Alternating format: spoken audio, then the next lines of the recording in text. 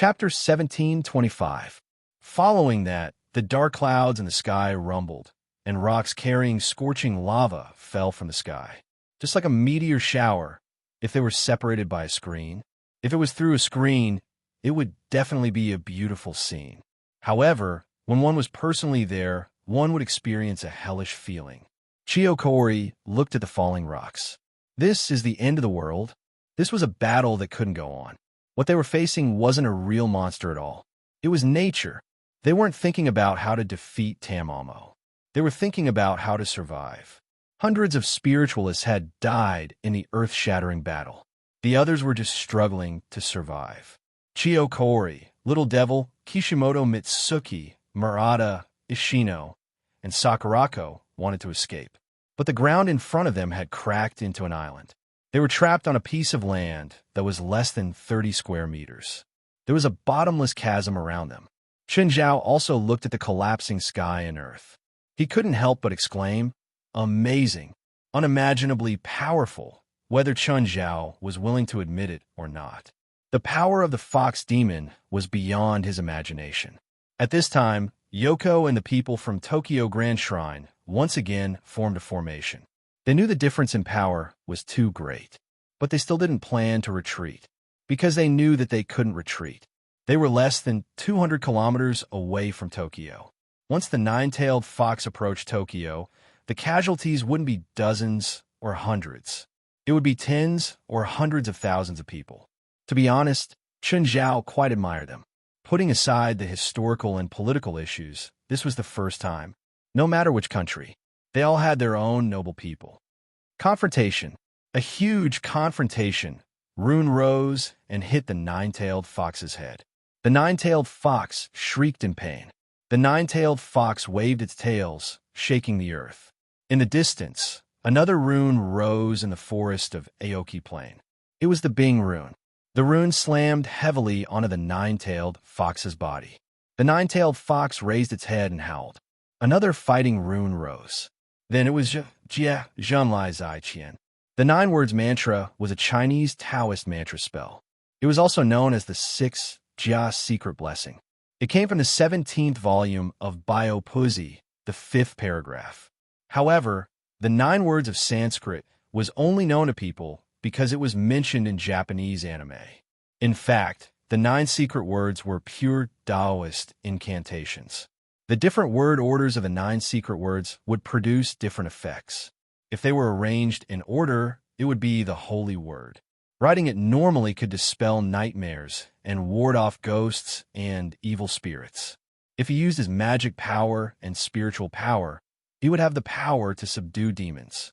Now, the 9 shrines were working together to form the great array of truth. Its power could be said to be top-notch.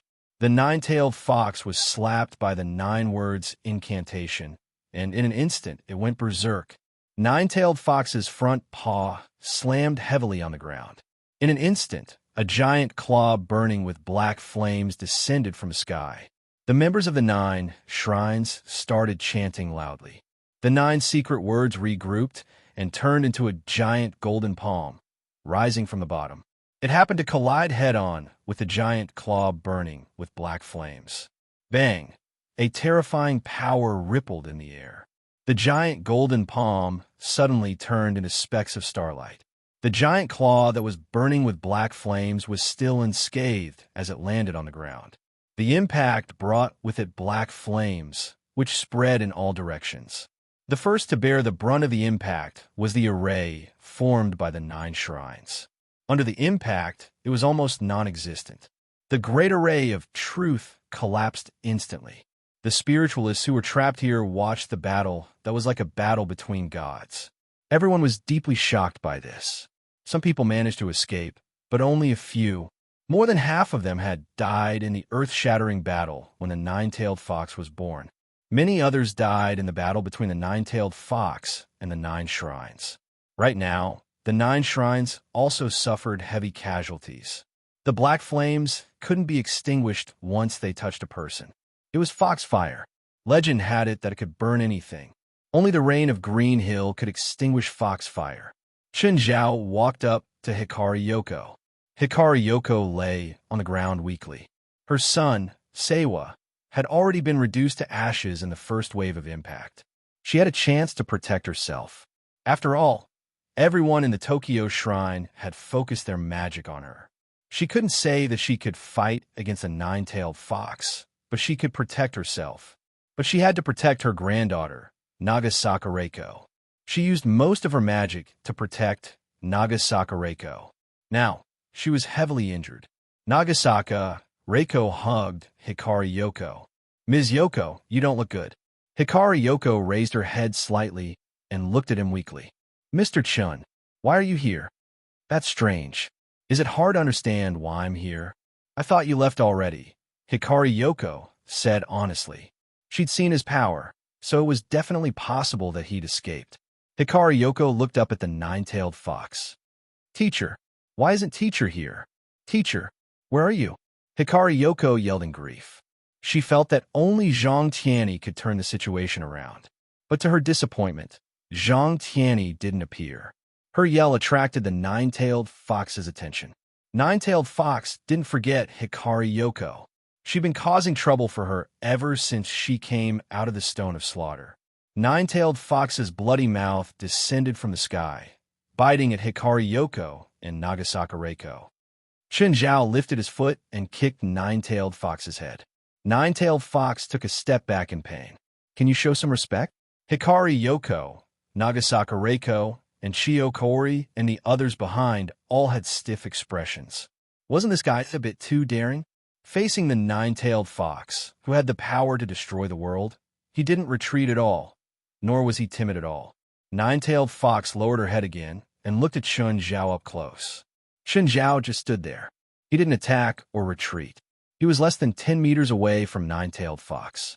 They looked at each other, even though Nine-tailed Fox's gaze was all focused on Chen Zhao. But Hikari Yoko and the others felt endless fear. Even though it was just a gaze, it still gave them a huge sense of pressure. "Who are you?" Nine-tailed Fox finally said. "I heard that you're a peerless beauty, so I came to see if it's true and see if I can kill you," Chen Zhao said. "Change into your human form. Let me see if you live up to the title of Peerless Beauty." Everyone broke out in a cold sweat. They'd never seen such a bold person before. Who was that? It was the legendary world-destroying demon. Chen Zhao actually spoke to her in such a tone. Nine Heaven's Divine Emperor. Chapter 1726.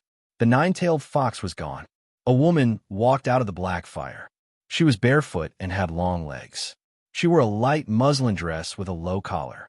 Her breasts were faintly discernible. Although her figure was not exaggerated to the point of exploding, it gave people a feeling that it was just right. Of course, to use the most popular saying, that pair of long legs could be played for a year. Her face was like jade. She was breathtakingly beautiful and had a hint of feminine charm. Her hair reached her waist, and she wore a pair of white jade bracelets on her arms. Her hands were slender and slender as if they didn't have any bones. Of course, the most eye-catching thing was the 9 furry tails on her back. "What do you think? What do I look like?" Tamamonome stood before everyone and stared at Chen Zhao. "Beautiful," Chen Zhao said honestly. "But I guess people in your era never saw beauty, so any woman can be called a peerless beauty." Tamamonome was indeed unbelievably beautiful, but it was an exaggeration to say that she was devastatingly beautiful. Besides, if she really had a devastatingly beautiful face, she would not have been sealed in the Stone of Slaughter in the end. Hearing Chen Zhao's words, Tamamonome's 9 tails curled up. Tamamonome's body floated up, breaking free from gravity. Her eyes glowed purple, and her long hair moved without any wind. "Now you can die." One moment, she was as light as a breeze. The next moment, she was like a mountain crashing down. Everyone felt a boundless pressure. Chen Zhao twisted his neck. "That's right. Since you don't have a peerless beauty, let's fight for real now." "Mortal," Tamamonome said softly and raised 2 fingers. A black flame swept across the ground.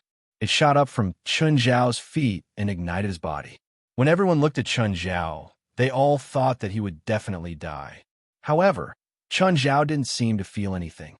"Let's both show our true abilities." You show your real body, and I show my trump card. This is a meaningless test. Even if we fight until the end of time, we won't be able to decide the winner. I underestimated you. But if you want to force me to show my real body, let's see what you can do. Tamamonome didn't want to kill Chun Zhao because of his words. Definitely not. She just wanted to kill him. He just wanted to kill Chun Zhao. That was all. Ms. Yoko, you really should leave this place. Otherwise, I can't guarantee your safety. Hikari Yoko had long since lost all thoughts of running for her life. To her, not dying in battle here was a dereliction of duty on her part. Chun Zhao shook his head, seeing that she wasn't going to leave. Then her life and death had nothing to do with him. Chun Zhao's figure flashed and disappeared. The next moment, Chun Zhao grabbed one of Tamamonome's tails. However, Tamamonome's reaction was incomparably fast. She turned around and swiped with her claws. A piece of Chun Zhao's chest was torn off. In pain, Chun Zhao punched through Tamamonome's chest, grabbed her heart, and pulled it out. Tamamonome flew backward. Chun Zhao also took a few steps back. Tamamonome looked down at her empty chest and then at her heart in Chun Zhao's hand. Chun Zhao casually crushed the heart, muttering to himself, "What a freak."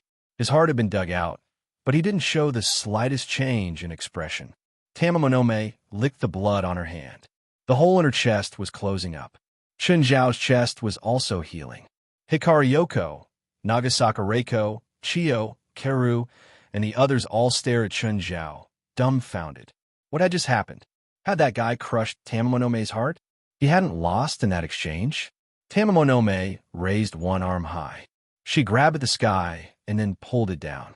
The dark clouds in the sky suddenly seemed to be ignited. All the dark clouds in the sky turned red. Then, stones that had been ignited fell from the sky at a super high speed. They had accurately locked onto Chun Zhao's position. Fist shadows. Chun Zhao waved his fists that filled the sky. The stones that had been ignited were shattered 100 meters in the air. Everyone sucked in a breath of cold air again. So powerful. Everyone had seen Tamamonome's strength. Therefore, they were already used to it. But Chun Zhao was actually on par with Tamamonome. He wasn't any weaker than Tamamonome. This made them turn pale with fright. "Is that all you've got?" Chun Zhao smiled at Tamamonome. "If you don't use your real body, I'll really kill you. That's all." Tamamonome waved her 9 tails. Behind her, a large amount of miasma appeared. Then, Tamamonome's clones appeared in the miasma. 10, 100, 1,000, 10,000, there were countless clones. Some were flying in the air, while others were standing on the ground. They were all in different poses and had extraordinary auras. What do you think of this? Hikari Yoko's face was pale. Nagasaka Reiko was shaking in fear.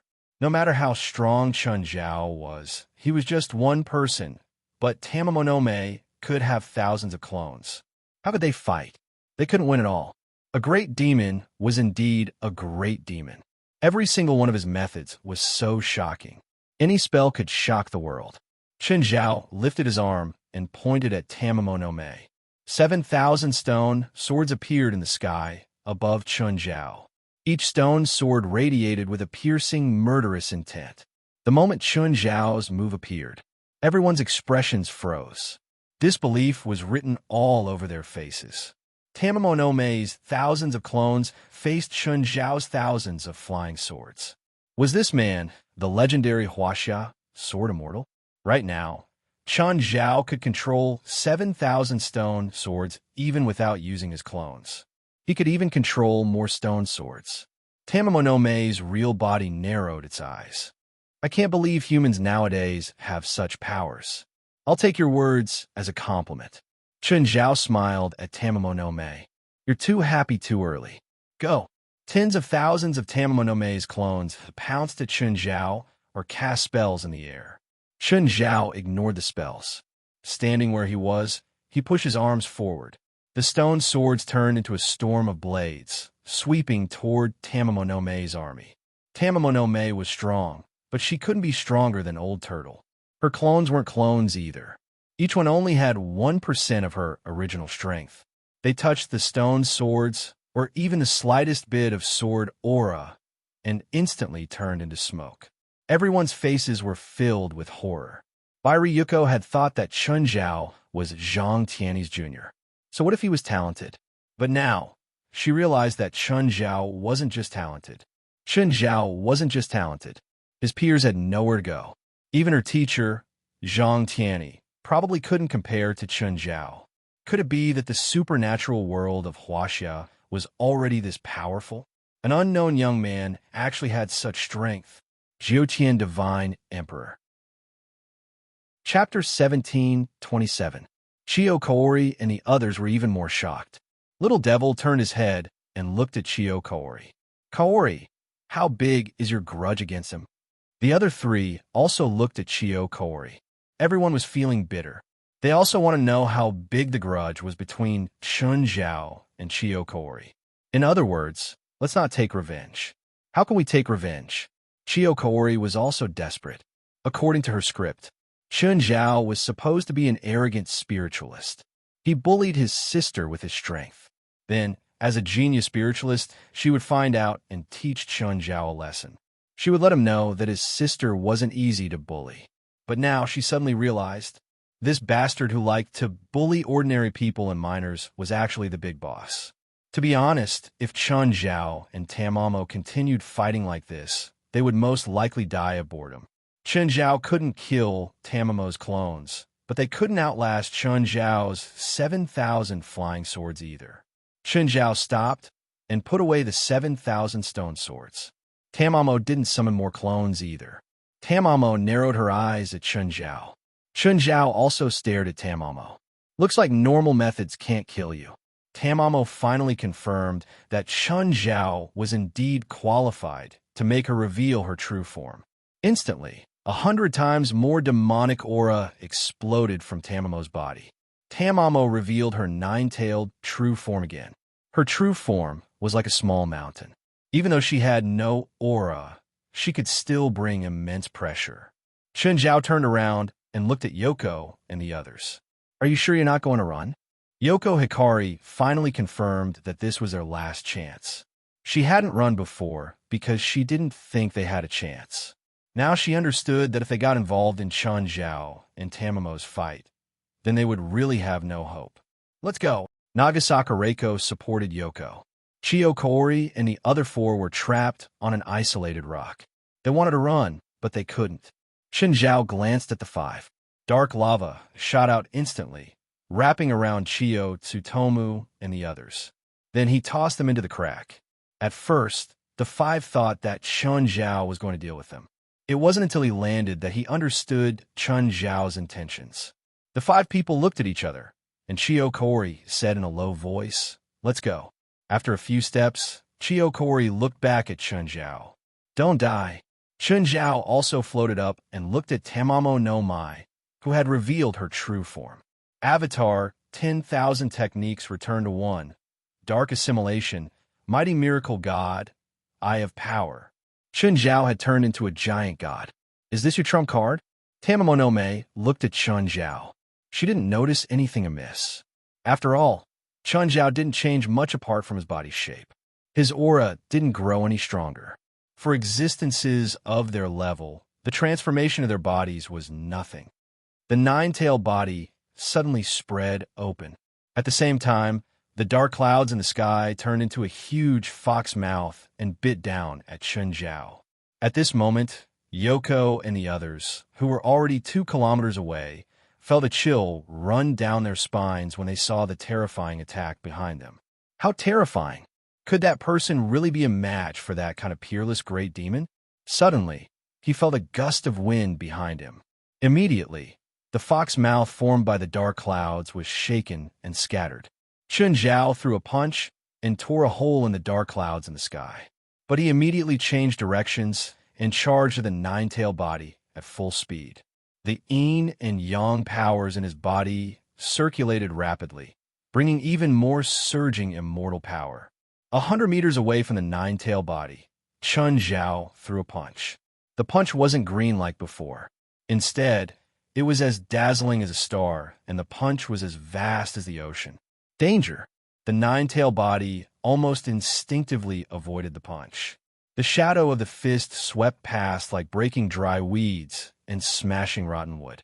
Everything that stood in its way disappeared in an instant. After charging more than 10 kilometers, the punch finally landed at the foot of Mount Fuji. The foot of Mount Fuji collapsed, leaving behind an eternal scar. The nine-tailed body looked back and couldn't help but gasp. Now, she was finally sure that the human before her was at the same level as her. No, in terms of combat ability, Chun Zhao was definitely above her. This time was different from last time. Last time, there were many people surrounding her, but none of them could truly match her. In the end, they just barely managed to seal her. But this time, the human before her could really kill her. Chun Zhao's attack missed. He approached the nine-tailed body and followed up with another punch. The nine-tailed body was hit solidly this time. The nine-tailed body's huge body was sent flying. Chun Zhao pressed forward again and threw a punch from above. Boom! The ground was shaking in the fierce battle between the human and the demon. Smoke had already filled the entire forest. Apart from Hakui Yoko and the others, no one knew what was happening in the dust. They could only feel the shockwaves spreading out wave after wave. Some people couldn't dodge in time and were affected by the shockwaves. In the end, there was nothing left of them. Hakui Yoko and the others had already escaped 20 kilometers away. Right now, they were standing on a road that had long been sealed, looking down at the forest of Aoki plains below. In the center of the forest, the battle was still going on. Every impact was shocking to the eyes. It wasn't like a battle humans should have at all. It was completely different from the battle they'd imagined. It was the ultimate manifestation of destruction. Mount Fuji was still showing the ultimate power of nature. The ground continued to shake, and volcanic ash continued to fall from the sky. He didn't know whether it was caused by the battle in the center of Aoki Plain or the eruption of Mount Fuji. The government couldn't intervene at all, unless they launch a nuclear bomb. But the center of the battlefield was at the foot of Mount Fuji. If the nuclear bomb hit Mount Fuji and caused Mount Fuji to go out of control, the situation would be even more troublesome. The only thing they could do now was to seal off the surrounding hundreds of kilometers and control public opinion. Fortunately, the sky was too dark because of the dark clouds. Therefore, it was almost impossible to know the exact situation outside of the Greenwood Plains. They also thought that the battle at the foot of Mount Fuji was between Zhang Tianyi and Demonic Fox. This made them even more reluctant to launch the nuclear bomb. Who is Zhang Tianyi? To put it bluntly, if they hurt Zhang Tianyi because of the nuclear bomb, then the consequences might not be any worse than the Demon Fox wreaking havoc. Therefore, they could only wait for the results. He was waiting for the battle between Zhang Tianyi and Tamamo no Mae to end. At the moment, the spiritualists who had escaped from the forest alive were only a tenth or two of the original number. One could imagine how tragic the battle was. At the same time, it also showed how terrifying Tamamo no Mae was. Divine Emperor of the Nine Heavens. Chapter 1728. I'm starting to admire those who were able to seal you 1,000 years ago. They're really amazing. Chun Zhao sighed as he looked at the nine-tailed true form. Are you going to admit defeat now? The nine-tailed true body was panting. Chun Zhao's body was too tough. When Chun Zhao was in his normal state, she could even hurt him in her human form. However, after Chun Zhao used the mighty miracle god, Chun Zhao's body was almost indestructible. To be honest, Chun Zhao had a headache too, even if he could fight better than Tamamo no Mae. But he didn't have the power to absolutely surpass her. Therefore, it was impossible for him to kill her. There was another way, and that was to seal her. But what Chun Zhao lacked the most was seals. At this moment, a whistling sound came from the sky. Both Chun Zhao and Nine-Tailed looked up. They were three F-22 fighter jets, probably from the U.S. military. Tamamo no Mae stretched out her claws and clawed at him from a distance of more than 10 kilometers. The dark cloud turned into a giant claw and grabbed the three American fighter jets. Boom, boom, boom.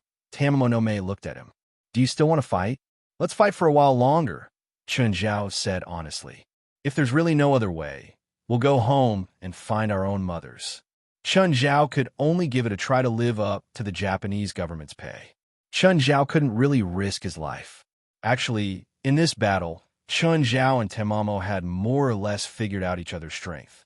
In terms of destructive power and area of effect attacks, Tamamo no Mei was truly amazing.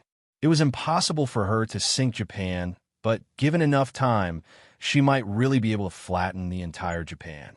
Of course, if that really happened, a nuclear strike would probably come down. But in terms of single target damage, Tamamo no Mei was much weaker than Chun Zhao. All of Tamamo no Mei's attacks were useless against Chun Zhao's body. That was why Tamamo no Mei was having a headache. He took out the black trident. Tamamo no Mei's hair stood on end. I'm a little tired. Let's fight another day. Tamamo no Mei's figure suddenly turned into a ray of light. His speed was so fast that it made one's hair stand on end. Even Chun Zhao couldn't catch up. Chun Zhao was dumbfounded. Why did he suddenly run? Wait, she's afraid of my weapon? The black trident had been modified by Old Turtle. Other than feeling heavy, Chun Zhao didn't feel anything else. However, he was able to scare Tamamo no Mei away. Could this thing really kill her? Chun Zhao silently put away the black trident. He took out his phone. Hello, Mr. Zhang. It's over. What do you think? He won? Or did you lose? Tamamo no Mei ran away. Ran away? I can't kill her. I used everything I had, but couldn't do anything to her. She's almost immortal now. He didn't explain the actual situation. After all, it was better to be cautious. Chun Zhao and Zhang Tianyi weren't that close. All right, it's not our country's business anyway. After this, I'm even with the Japanese government. Zhang Tianyi didn't care about that. If he could kill them all, that would naturally be the best. Since he couldn't kill it, there was nothing he could do. The next day, the entire world was flooded by a piece of news. Japan's Mount Fuji, which had been asleep for 300 years, erupted. Tokyo was almost submerged in volcanic ash. This disaster also caused a lot of casualties. Of course, under the Japanese government's deliberate push. Other news did not have much of an impact. That night, Tamamo no Mei's appearance wasn't completely unknown. But in the end, under the joint efforts of the government and the supernatural world, things seemed to have calmed down a little. This time, the Japanese spirit world had suffered heavy losses. The 9 great shrines suffered the most casualties, and the spiritualists among the people also suffered great losses. However, this was an area where paranormal activity was active. It wasn't that there were a lot of spiritualists left, but that no matter how great the losses were, they could recover their vitality in a short period of time. This was the advantage of being in a supernatural region. The foundation was there, unless everyone was dead. Otherwise, he would be able to recover in a few years or even a decade. If they were in a supernatural desert like North America, if half of them died, half of the spiritualists would be gone. He might not be able to recover even after a few decades. However, because of the eruption of Mount Fuji, the entire city of Tokyo is now closed. Because of the volcanic ash falling with the rain, as long as they went out, their faces would be covered in dirt. They even had to use a purifier indoors. The most unfortunate thing was that all the airports were grounded. He couldn't leave even if he wanted to. Furthermore, it would be sealed for at least a week. The eruption of Mount Fuji didn't just affect Tokyo. Almost half of Dongying was affected. More than 20 airports were grounded. If Chun Zhao wanted to leave Japan, he had to go to another city. Speaking of which, Tokyo is really a bit chaotic right now. Because all the shops were closed, some lawbreakers began to run rampant. Of course, Chun Zhao didn't plan to return to Los Angeles for now. There was one thing he hadn't done yet. 3 days later, Zhang Tianyi was going to return the Yasukani no Magatama to the Japanese royal family. Zhang Tianyi had already forged in Yasukani no Magatama. Chun Zhao had seen it before, so he could definitely pass it off as the real one. President Tokyo Grand Witch Yoko from the Grand Shrine is here to visit, West said, running to Chun Zhao. Invite her in, Chun Zhao said. Yoko came with Nagasaka Reiko. Both of them were wearing traditional witch attire. Their attitudes were even more humble and respectful. Mr. Chun, hello. Yoko looked old. It seemed like she'd been under a lot of pressure in the past 2 days. But it was understandable. Her son, Seiwa, had died. Tokyo Grand Shrine had suffered heavy losses. Nagasaka Reiko wore a white flower on her head, representing her family's funeral. This was similar to the Chinese tradition. Nagasaka Reiko's attitude was also more humble. She even seemed a bit fearful. "Hello, Ms. Yoko. How may I help you?" "I heard from my teacher that Mr. Chun is the president of the Supernatural Organization of North America. Reiko is going to study in Los Angeles this year, so I'd like to ask Mr. Chun to take care of her. Of course, I also hope that you can take her in so she can contribute to the organization." Chen Zhao looked at West. West said, "Ms. Yoko, there are already a lot of people in the organization. We don't plan on taking in more people in the short term. Of course, it's our duty to take care of Ms. Yoko. After all, Los Angeles is under our jurisdiction." West's words were very professional. He seemed to be amiable, but in reality, he was saying that they didn't want her. Los Angeles was their territory. If she behaved, everyone would be fine. If she caused trouble, they wouldn't give face to anyone. God King of the Nine Heavens. Chapter 1729. How smart was Hikari Yoko? Back then, she had gone to China by herself. That was still a time of war. China and Japan were like fire and water. Hikari Yoko had relied on her own persistence to make Zhang Tianyi accept her as a student. Now, she saw Chun Zhao again. Of course, she couldn't be his student again, but her granddaughter could. The Tokyo Grand Shrine had suffered heavy losses. It would take at least 20 years to recover, and her granddaughter, Nagasaka Reiko, was bound to take over the Tokyo Grand Shrine. If she could have a backer like Chun Zhao, then her position would be very stable. Even though Nagasaka Reiko had a pure bloodline after she died, then the other branches might come to take over. Whether it was the royal family or a shrine like theirs, it was a problem that couldn't be ignored. Just like how she had taken over the position of which back then. As a woman with a different surname, she had married into the Nagasaka family. She had received difficulties from the other branches of the Nagasaka family.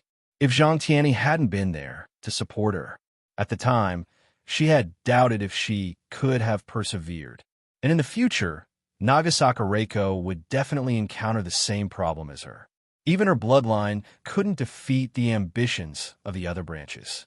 So, she had to prepare for Nagasaka Reiko. Back then, Zhang Tianyi had supported her. But after she died and Nagasaka Reiko took over as Magus, Zhang Tianyi had no reason to appear. So, finding a strong backer for Nagasaka Reiko had become a top priority. Without a doubt, Chun Zhao was the best candidate.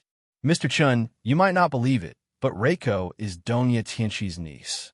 "Huh? They're that close?" Chun Zhao hadn't expected this. If that was the case, he could consider accepting Nagasaka Reiko.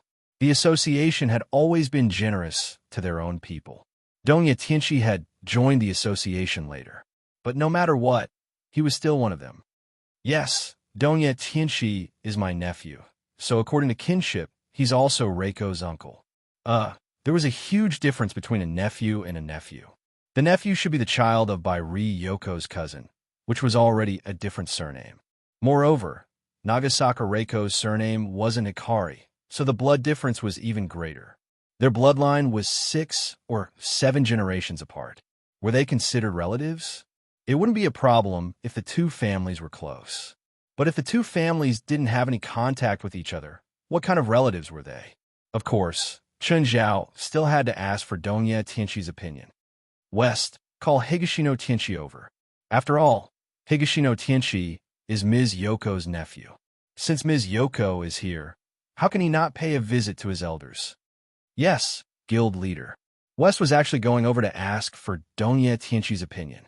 If Donya Tianxi was willing to be the guide, it would not be a problem for Nagasaka Reiko to join the association. After all, Donya Tianxi had made contributions to the association. Together, Donya Tianxi and Genkura were equivalent to a master blacksmith.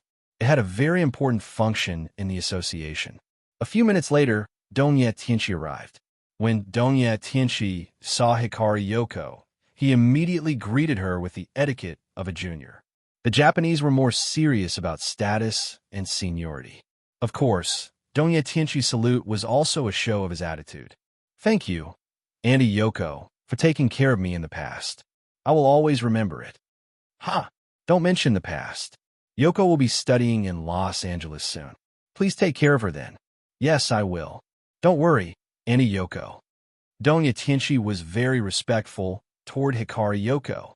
Then, Hikari Yoko and Nagasaka Reiko left. Donya Tianchi, how is your relationship with your auntie? We don't talk much, but Auntie Yoko helped me introduce a bladesmith 30 years ago, so I'm very grateful to her. Actually, she and Donya Tianchi were not close. They had never even talked to each other. But she knew one thing, and that was, if you planted 100 seeds, there would always be one that would sprout. In the past few decades, Donya Tianchi was not the only person she had helped. Moreover, she had never thought that this seed would sprout one day and return to her. But reality proved that her decision back then was correct. Some favors did not need to be mentioned actively, because the more you didn't mention it, the more the other person would remember it. Hikari Yoko was too good at manipulating people. Actually, there were some things that both Hikari Yoko and Donya Tianchi understood. After hearing it, Chun Zhao and West also understood. To put it bluntly, Donya Tianchi owed her a favor. Unless Donya Tianchi was willing to give up his surname, his family, and even his reputation. Otherwise, he would have to return the favor even if he did not want to. Actually, it's not a big deal to let the girl called Yoko join the association. It's not like there's no benefit in persuading her, West said. West said, Japan is a supernatural area. This will make it easier for us to come into contact with the supernatural world in Japan. We can also carry out missions and activities and develop our connections in Japan. Donya Tianchi is also Japanese, Chun Zhao said.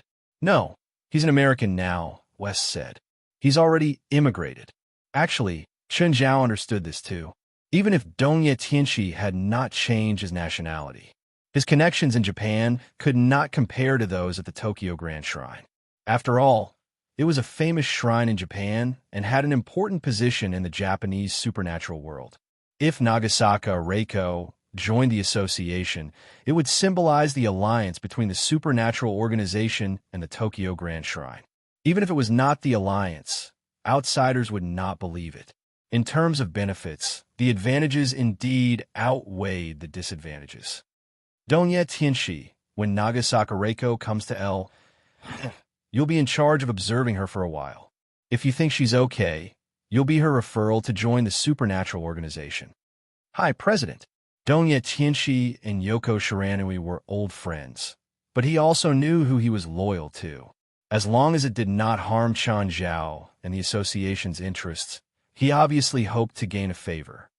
How's the situation in Tokyo these 2 days? Still chaotic. Not only are there criminals, but monsters are also very active.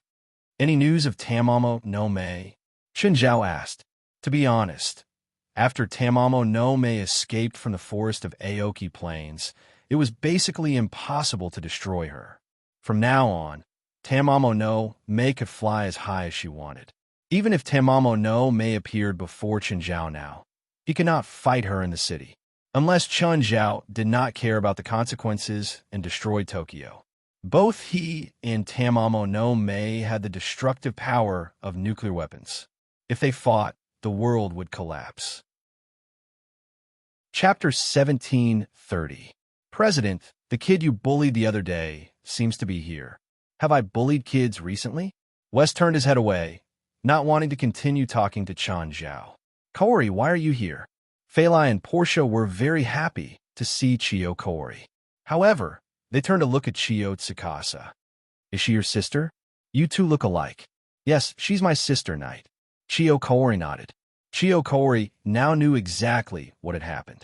Of course, if it was someone else, she would still maintain her attitude. But now, she had to lower her head before Chun Zhao, because she didn't know whether Chun Zhao had let it go or not. If Chun Zhao still hated her sister, even she couldn't protect Chiyo Tsukasa. So, she had to bring Chiyo Tsukasa here to apologize. Is Mr. Chun here? You're looking for Chun? Yes, Knight did something wrong, so I need to bring her here to apologize to Mr. Chen. It's okay, Feilai said, smiling. He won't argue with kids. Chiyo Tsukasa lowered her head. She'd been threatened by Chiyo Kaori for the entire night. As a 16-year-old girl, she'd been terrified. Chiyo Kaori brought her to every room on this floor. Some rooms were open, and she saw a few familiar figures. They were all people she'd seen that day. She felt that the entire hotel had been taken over by gangsters. Miss Chiyo, why are you here? Chen Zhao walked in with a smile and asked, even though he already knew the answer. Mr. Chen, I'm very sorry for the previous offense. I brought Knight here to apologize. Huh, didn't you want to teach me a lesson 2 days ago? Chen, don't make things difficult for Kaori. Feilai couldn't help but say.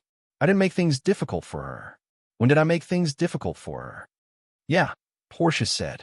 The boss has always been tolerant. He won't make things difficult for Kaori. Chen Zhao pursed his lips. Feilai and Portia teamed up. He clearly couldn't do anything to Chiyo Kaori and Chiyo Tsukasa. Forget it.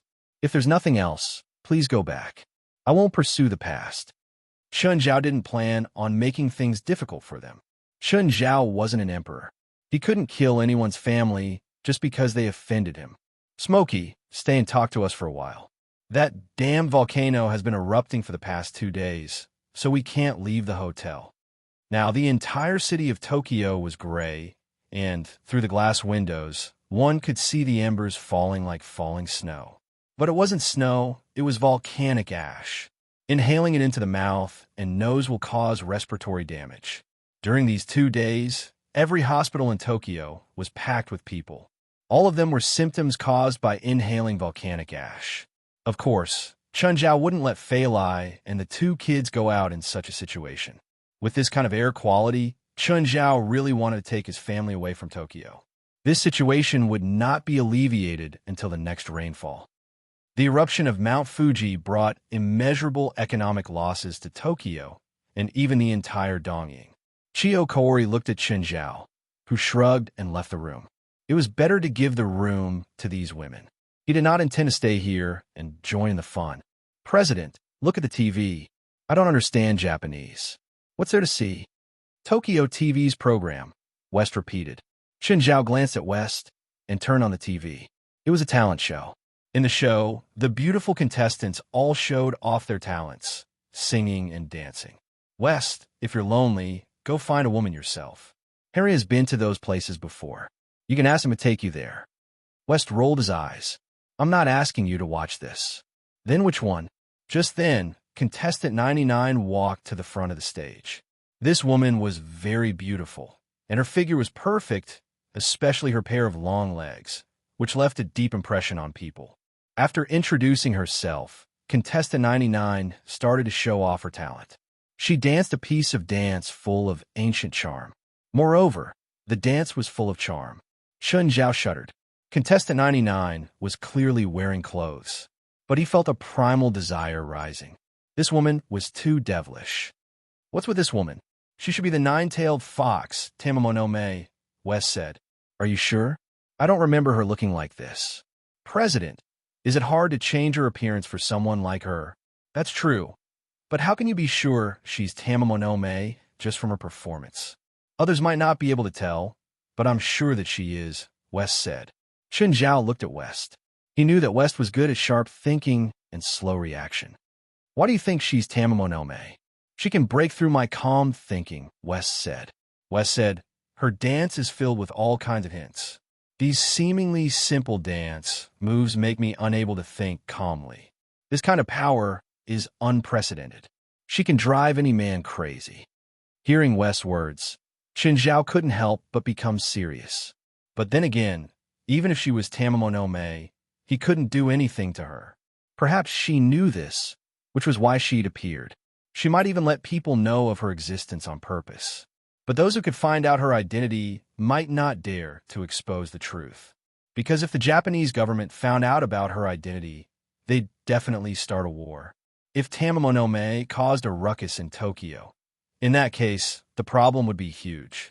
Tamamonome was like a moving nuclear warhead. The spiritualists in the spiritual world knew, but the government might not. So, she was sure that even if spiritualists knew her identity, they wouldn't dare to reveal the truth to the government. Chen Zhao thought about it carefully and realized that it was true. Even Chen Zhao didn't dare to reveal her identity. Whatever, Chen Zhao said, unconcerned. What does she want to do? It has nothing to do with us. It wasn't worth it to continue chasing Tamamo no Mae. Plus, he'd experienced the battle in Aoki Plains. Chen Zhao felt that he'd already paid back everything he should. It was impossible for him to fight Tamamo no Mae to the death again. The talent show was recorded and ended with Tamamo no Mae's victory. This was within Chen Zhao's expectations. After all, those mediocre women were facing a peerless great demon, and the charming Tamamo no Mae again. All the women in the world combined might not be able to compare to her. God Emperor of the Nine Heavens. Chapter 1731. Purely from an aesthetic point of view, the show was indeed good. Record it and send it to me. I'll study it. Actually, Chen Zhao didn't think that Tamamo could cause any trouble. Times were different now. If Tamamo wanted to continue doing whatever she wanted, in the end, it would be difficult for them to escape the fate of being destroyed or sealed. In the first round, Chen Zhao and Tamamo no Mae couldn't do anything to each other. But it didn't mean that Tamamo was immortal. Chen Zhao didn't even dare to say that he was immortal. Humans hadn't found a way to kill her yet, but it didn't mean that they couldn't. Plus, humans had ultimate weapons. Chen Zhao estimated that he could withstand the explosion of a nuclear weapon with the equivalent of 10,000 tons of TNT now. But if humans were determined to destroy something, 100,000 tons, 1,000,000 tons, or even 10 million tons were possible.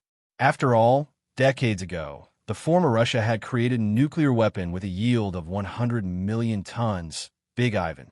The current level of technology was many times higher than it was a few decades ago. This was no longer a world of monsters. It was ruled by humans.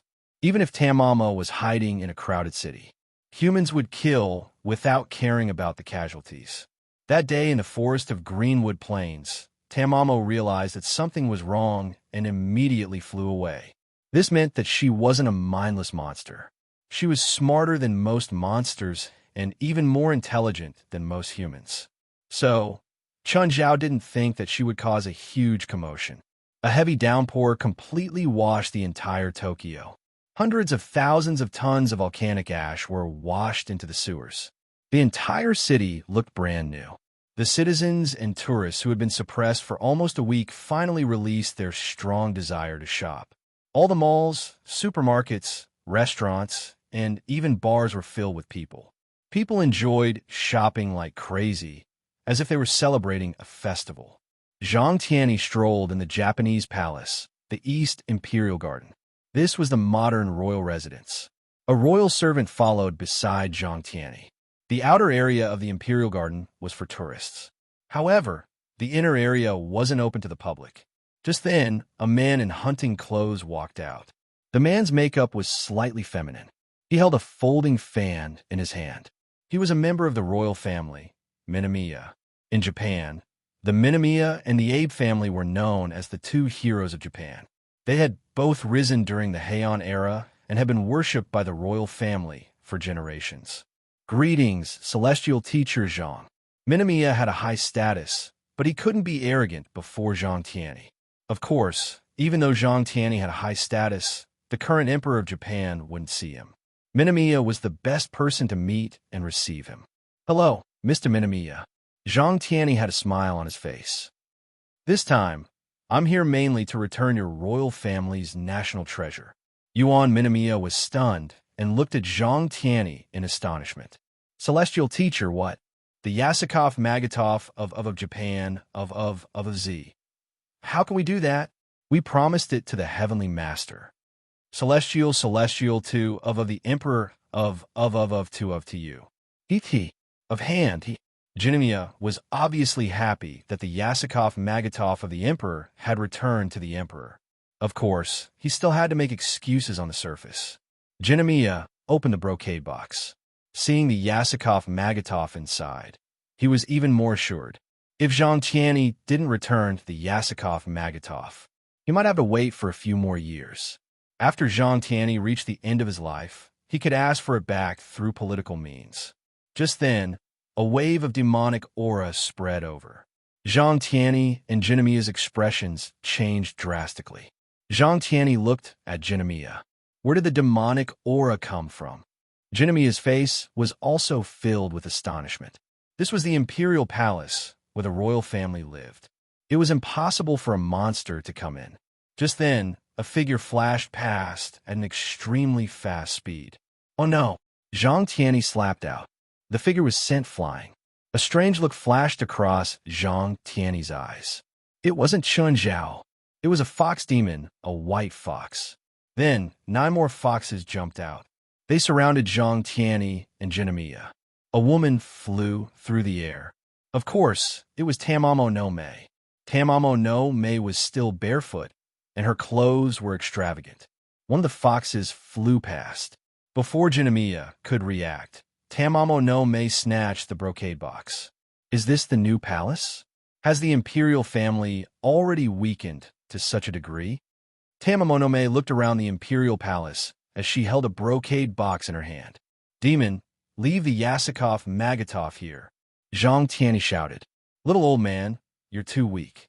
Tamamo no Mei waved her hand, and a wave of demonic aura surged over. Zhang Tianyi pulled Jinemia over and shielded him behind him. Tamamo no Mei waved her hand, and the 9 foxes circled around her. Then, he looked into the depths of the imperial palace. Found it. Tamamo no Mei flew out. Oh no, heavenly teacher, stop her. Jinemia paled in fright. What is that place? That's where the Yada no Kagami and Kusanagi sword are kept. Zhang Tianyi was also shocked. He immediately charged out. Just then, a figure flew in front of Zhang Tianyi and blocked him. A few strands of Zhang Tianyi's hair were cut off. Zhang Tianyi immediately retreated. Looking closely, he saw that Chun Zhao had come. Both of them were making eye contact. Demon, get lost. Otherwise, I'll teach you a lesson. Zhang Tianyi shouted. Don't even think of stopping my master's great plan. Take this. Zhang Tianyi immediately stood together with a white-faced ghost that Chun Zhao had turned into. Chun Zhao, what's going on? Tamamo no Mei has nothing to do with me, Chun Zhao said in a low voice. I didn't expect her to show up either, but this is good. I can blame it on her. But that peerless demon fox wants to snatch the Yada no mirror and the Kusanagi sword. If these 2 divine weapons were to fall into her hands, the consequences would be unimaginable. Who cares? Chun Zhao didn't care. He just needed to prove Tamamo no Mei's crime. Whether Tamamo no Mei snatched the Yada no Kagami and the Kusanagi sword had nothing to do with him. At this time, Tamamo no Mei rushed into the treasury hall. The defensive formation in the treasury hall collapsed upon contact. In just a few seconds, Tamamo no Mei broke through the roof with the Yada mirror and Kusanagi sword. Children, let's go. Chun Zhao immediately separated from Zhang Tianyi and chased after Tamamo no Mei. When Tamamo no Mei saw Chun Zhao, she was stunned at first, but then she smiled charmingly. 9 Heavens Divine Emperor. Chapter 1732. In the blink of an eye, Chun Zhao and Tamamo no Mei had disappeared from Tokyo. Chun Zhao, we meet again. How do you know my name? Your hotel is registered, Tamamo no Mei said. You've changed your way of speaking. It's so stupid to talk like that again, Tamamo no Mei said. How did you appear there? Wait, let me guess. Tamamo no Mei suddenly stopped Chun Zhao. She thought for a moment. You used that old man as the intermediary and took the Yasukani no Magatama as payment. The condition was to destroy me, and you were afraid that the royal family would go back on their word and find you. So you put on a show with that old man. Tamamo no Mei paused and thought for a moment. I just happened to appear, so you and him plan to blame me? Chun Zhao smiled at Tamamo no Mei. How did this fox's brain work? Tamamo no Mei took out a brocade box and took out the fake Yasukani no Magatama. She looked left and right and then grabbed it. Without much effort, she crushed it. So it's fake. Tamamo no Mei waved her hand and tossed the powder away. Since I took the blame for you, shouldn't you give me some benefits? For example, the Yasukani no Magatama. No, Chun Zhao shrugged. I did the same thing you did to the real thing. Tamamo looked at him. You saw the secret of the Yasukani no Magatama? Oh, apparently, Amaterasu from Japan is a god. Your method is very similar to that. It seems that you really solved the secret of the Yasukani no Magatama. How about sharing it with me? After all, I took the blame for you. No way. Chun Zhao rejected Tamamonome's request without hesitation. Tamamonome was already so difficult to deal with now. If she knew the secret of the Yasukani no Magatama, she would definitely be even more difficult to deal with. Then I'll tell the Japanese government about your plan. Tamamonome suddenly stopped. All right, no one will believe me. Give me either the Yasukani no Magatama or the Kusanagi Nome, and I'll share the secret of the Yasukani no Magatama with you. Don't even think about it. Tamamonome refused decisively. She had snatched the Yada, no Kagami, and Kusanagi sword to guard against Chun Zhao. After all, Chun Zhao's black trident was too much of a threat to her. If Chun Zhao took out his black trident the next time they fought, he might really be killed. This was why Tamamonome wanted to unravel the secret of the 3 divine artifacts. And Chun Zhao already knew the secret of the Yasukani no Magatama. If he obtained another divine artifact and was able to decipher it, then he would be in even more danger. You want to use Kusanagi's sword and Yada no Kagami to deal with me? That's right.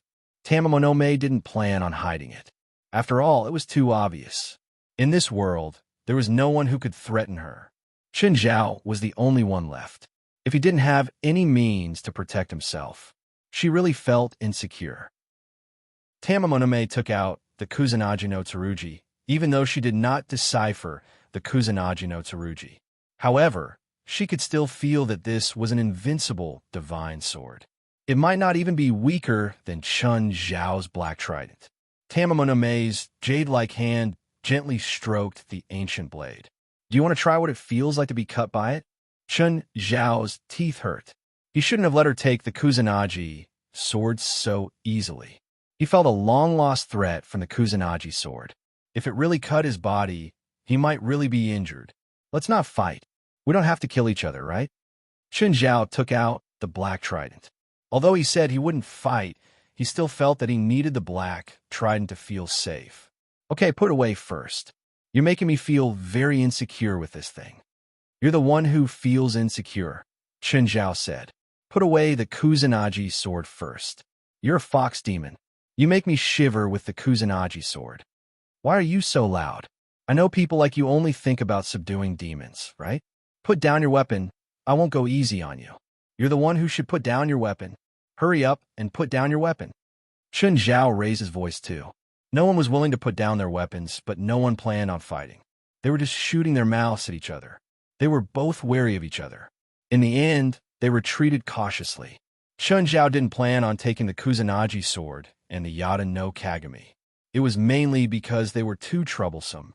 After all, Tamamo may have been snatched from the Japanese royal family's nest. It was 100 times riskier than the Yasukani no Magatama. At least the Yasukani no Magatama had been traded in a proper way. But the Kusanagi sword and the Yada no Kagami no Magatama had been snatched. They felt hot in his hands. Chun Zhao didn't plan on sharing the pressure with Tamamonome. West had booked a plane and chartered it. They would fly to Los Angeles at noon tomorrow. The matter in Japan had also come to an end. But this time, the original Scarlet mission could be considered a complete failure. No one from the association had a chance to do anything. Fortunately, Chun Zhao and West hadn't been careless. If one day the people from the association were to get involved, not to mention how useful they would be, at least they wouldn't be able to avoid losses. The news of the attack on the royal family's residence hadn't been leaked. Even the spiritual world didn't know. The impact of this matter was too great. After all, the Yada no Kagami, Kusanagi no Magatama, and Yasukani no Magatama were the national treasures of Japan. But now, all 3 had fallen into Tamamonome's hands. If this matter were spread out, everyone would definitely be in a state of panic. It would be a huge blow to both the public and the spiritual world. So, The royal family could only use the 3 fakes for now. Anyway, the 3 divine artifacts didn't have much use. They were more symbolic than practical. So, as long as they were in the royal family's hands, they were real. If they fell into someone else's hands, even the real ones would become fakes. Finally, Chen Zhao boarded the flight home. He lowered his head and looked at Tokyo, which was getting further and further away. Every Chinese had complicated feelings about Japan, especially those at Chen Zhao's age. This was especially true for people his age, because he had grown up watching anti-Japanese dramas and Japanese comics. But to Chen Zhao, Japan had nothing to do with him. Chen Zhao didn't plan on sinking Japan either.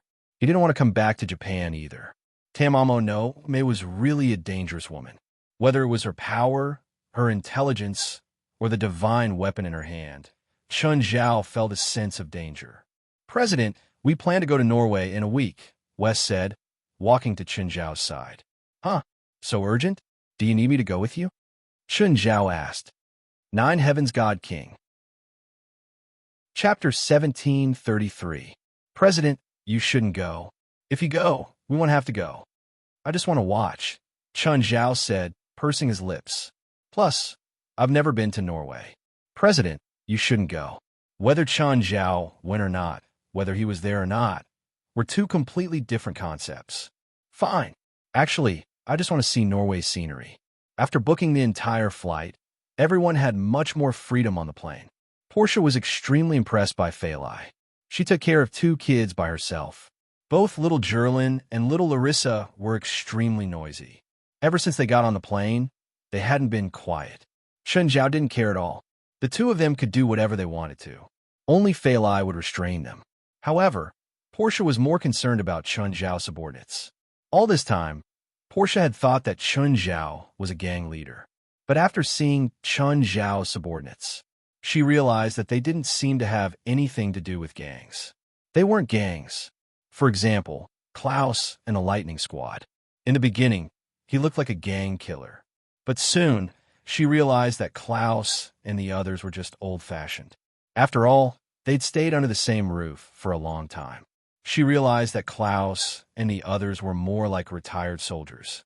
As for the others, there were old people, children, and women. They had no discipline or rules. They looked more like a big family. They didn't look like a gang with a clear hierarchy. So, she was even more curious. What exactly did they do? It was as if all kinds of strange people were mixed together. They didn't look like gangs or a company. Portia even felt that they weren't from the same company. They were more like friends traveling together. But she'd seen Chen Zhao, West, and a few others discussing something in the house. They were indeed showing the attitude of subordinates. "West, what do you think about getting a plane?" Chen Zhao asked. "We have so many people. If we want to get a plane, it can't be small." "President, do you want to buy it yourself or the association?" West asked. "I can pay too. I made a lot of money recently," Chen Zhao said. "But where do we keep the plane? Is it stored at the airport?" "I do have a way to get the construction permit for a civil airport, but even the construction of the lowest grade airport requires a lot of money. Don't think that an airport is just a runway and a parking apron. The runway of the airport was not an ordinary road. Even the road conditions of the expressway could not be compared to it. If a medium or large aircraft were to land and take off on an ordinary plane, it would directly cause an accident. Regardless of whether the plane was taking off or landing, the weight and speed of the plane would create a huge pressure. Ordinary roads simply couldn't withstand this kind of pressure, and the final result was damage to the road. Once the road was damaged, the debris or potholes would directly cause the plane's tires to burst. At that time, the control of the plane would be lost, and the final result would be the destruction of the plane and the deaths of the passengers. Therefore, the cost of building a runway was tens or even hundreds of times that of a normal road. An ordinary highway would cost 100 kilometers, while a runway would only cost 1 kilometer. There were also parking aprons and aircraft warehouses that required high prices. Even the most ordinary private airport would require at least $1 billion. Moreover, the most ordinary airports couldn't accommodate large planes. Of course, the most expensive part was still the land. However, The land problem was the easiest for Chun Zhao and the Supernatural Organization to solve. The Supernatural Organization's headquarters was large enough to build a private airport. Do an estimate and see how much it'll cost if I want to build a private airport. Okay. Wes saw that Chun Zhao had made up his mind, so he didn't stop him. But we're not professionals in building a private airport. I don't know how much it'll cost. President, don't you know an engineering company? Ask them. He knew Chun Zhao's assets quite well. This was because of the high return rate of Dash and Beer. Last month, Dash and Beer's production had increased. This caused the value of Dash and Beer and even Chun Zhao's assets to skyrocket. At the same time, Chun Zhao's monthly income even exceeded $80 million. Therefore, it wasn't a problem to build a private airport and buy a private plane. The organization didn't have that much money, but it was also a good thing for Chun Zhao to have a private plane and airport. They needed a plane, so Chun Zhao couldn't say no. That's true. Chun Zhao nodded. Chun Zhao found Felwood Cisco's number. Hello, Mr. Felwood. Hello, Mr. Chun. Do you want to ask about the progress of the Mirror Lake project? No. I want to ask if your engineering company has the ability to build a private airport? Chun Zhao asked. Chun Zhao wasn't asking if they had the ability, but if they had the ability. He wasn't sure if there were any technical difficulties in building an airport. Mr. Chun, you want to build a private airport? Yes. I plan to buy 1 or 2 private planes. They should be medium or large ones, but it's too troublesome to store them in a civil airport, so I plan to build a private airport in my territory. That's why I'm asking if you have the ability. Yes. Felwood Cisco realized that his company didn't want any clients. He only needed Chun Zhao as a client. In the past 2 years, how many projects had Chun Zhao provided him? It was already over $100 million, right? Chun Zhao's wealth had also exceeded his imagination. There aren't any technical difficulties? Mr. Chun, there aren't any technical difficulties in building an airport, Felwood Cisco explained patiently. However, the runway isn't made of regular concrete. It's a special high-strength cement. Most of the money for building an airport is spent on this cement. Building an airport? This was building an airport. Even a small airport was a huge project for his company. Give me a budget, Chun Zhao said. I'll evaluate it. Okay, Mr. Chun. Felwood suppressed his excitement. Oh, don't be careless with the Mirror Lake project. Build it as you should. There's no need to rush. The earliest construction for the private airport will start next year. There are only 2 months left until the new year.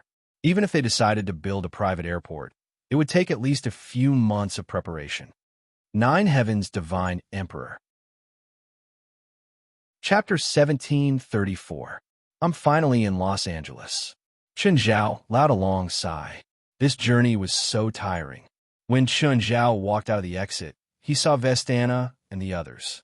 He immediately went up to greet them. Ms. Vestana, how are you? When Vestana saw Chun Zhao, she couldn't help but raise an eyebrow.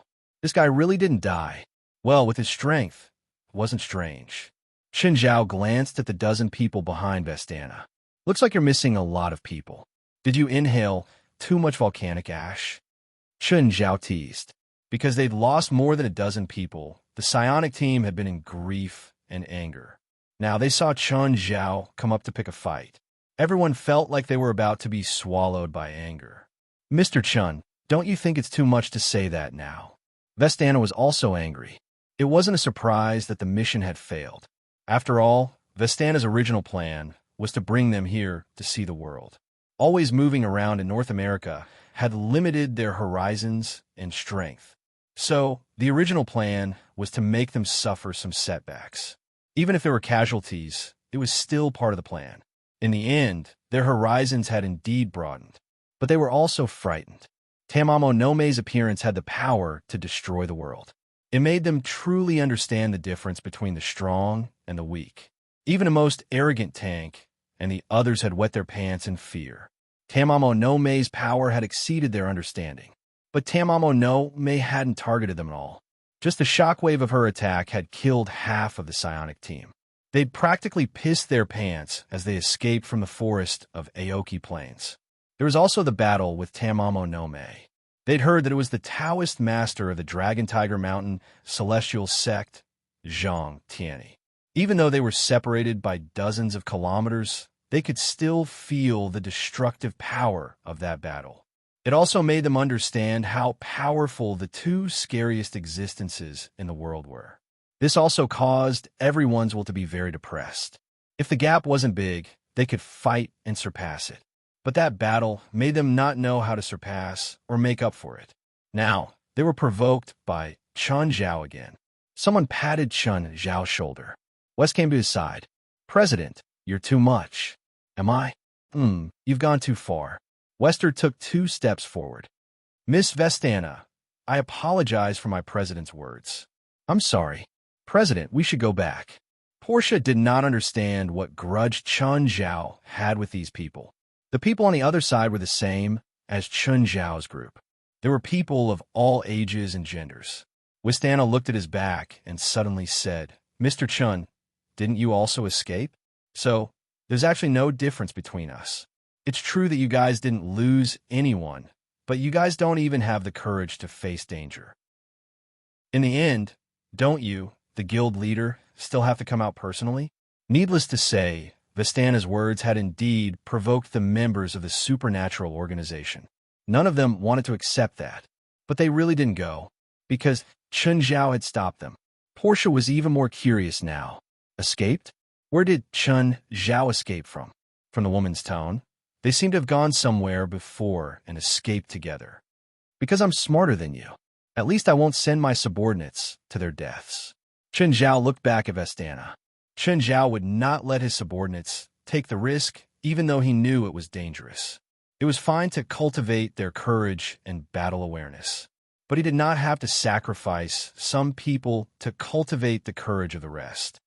"Ms. Vestana," Samira said in a low voice, "are you just going to let us endure other people's provocations? When you're not strong enough, you should learn to swallow your anger," Vestana said. "Sometimes challenging the strong is also a part of cultivation," Samira said. "When I think you are qualified to challenge that person, I won't stop you. But before that, you'd better control your temper. If you fail the challenge, you'll only humiliate us even more," Vestana said. "Then what do we need to?" "I have my plan," Vestana said. Vestana's heart was heavy. Everyone had their own thoughts. She could not forcefully combine everyone's thoughts. She could only manage and barely control them. She did not have enough power to suppress everyone in the psionic team. This meant that she was not as strict as Chun Zhao was with the supernatural organization. Vestana's eyes sparkled. Of course, she had her plan. But to complete it successfully, she needed the psionic team's cooperation. Of course, there were also people who cooperated. For example, Britz was someone she had chosen to cooperate with her. Britz was strong enough. However, it wasn't to the point where it could completely suppress everyone else. Sometimes, Vestana really envied Chun Zhao. He was strong enough, and he was the one being chased. He was like the rabbit in the tortoise and the rabbit race. She was the tortoise chasing after the rabbit. She could only chase after the rabbit tirelessly. She did not even know if she had the chance to catch up to the rabbit. But she also did not know if she had the chance to catch up to the rabbit. She knew how strong Chun Zhao was, so she restrained herself every time he provoked her. "President, that girl called Vestana is not simple." "Huh? How is she not simple?" "She's an ordinary girl, but there are traces of some secret technique on her." "What secret technique?" "A technique that allows one to obtain magic power." "Normal people can obtain magic power through secret techniques?" "Of course not under normal circumstances, but as long as you're willing to pay a price, it's possible." "Is it a heavy price?" "These spells are called secret techniques because there's an unbearable or even unacceptable price. That's why the user doesn't dare to publicize it." "Oh, you can tell? She looks no different from a normal person, but I saw the rune on her hand. It should be some kind of Chinese spell." "Chinese?" "Yes, Huaxia is the most active region in the supernatural world. Moreover, it has the most flourishing metaphysical sections. Moreover, they're completely different from the mystical sects in the West. For example, most of the sects in Japan have inherited the teachings of Huaxia, and that's how they've become the most active region in the supernatural world. Nine Heavens Divine Emperor. Chapter 1735. Think about it. If a few sects spread to Japan, it can create a prosperous and active supernatural area. How terrifying is China's heritage? As for Huaxia's orthodoxy and inheritance, apart from internal control, the other countries and regions are also controlled to a certain extent. China wants to maintain its advantage, so it controls the spread. I can understand, but why do other countries control and restrict it? Because it will break the existing power balance. Think about it. If a giant like Dragon Tiger Mountain suddenly appears in North America, what will happen? Chen Zhao thought about it. That was indeed the case. If such a behemoth really appeared, Chen Zhao might not let it grow stronger. It had nothing to do with good or evil. Chen Zhao called himself the manager of LA. If any random person came here to criticize him, Chen Zhao would be the first to beat him up. But what does this have to do with Vestana's secret technique? Apart from the orthodoxy, the main restrictions in each region are secret techniques, especially dangerous ones, West said.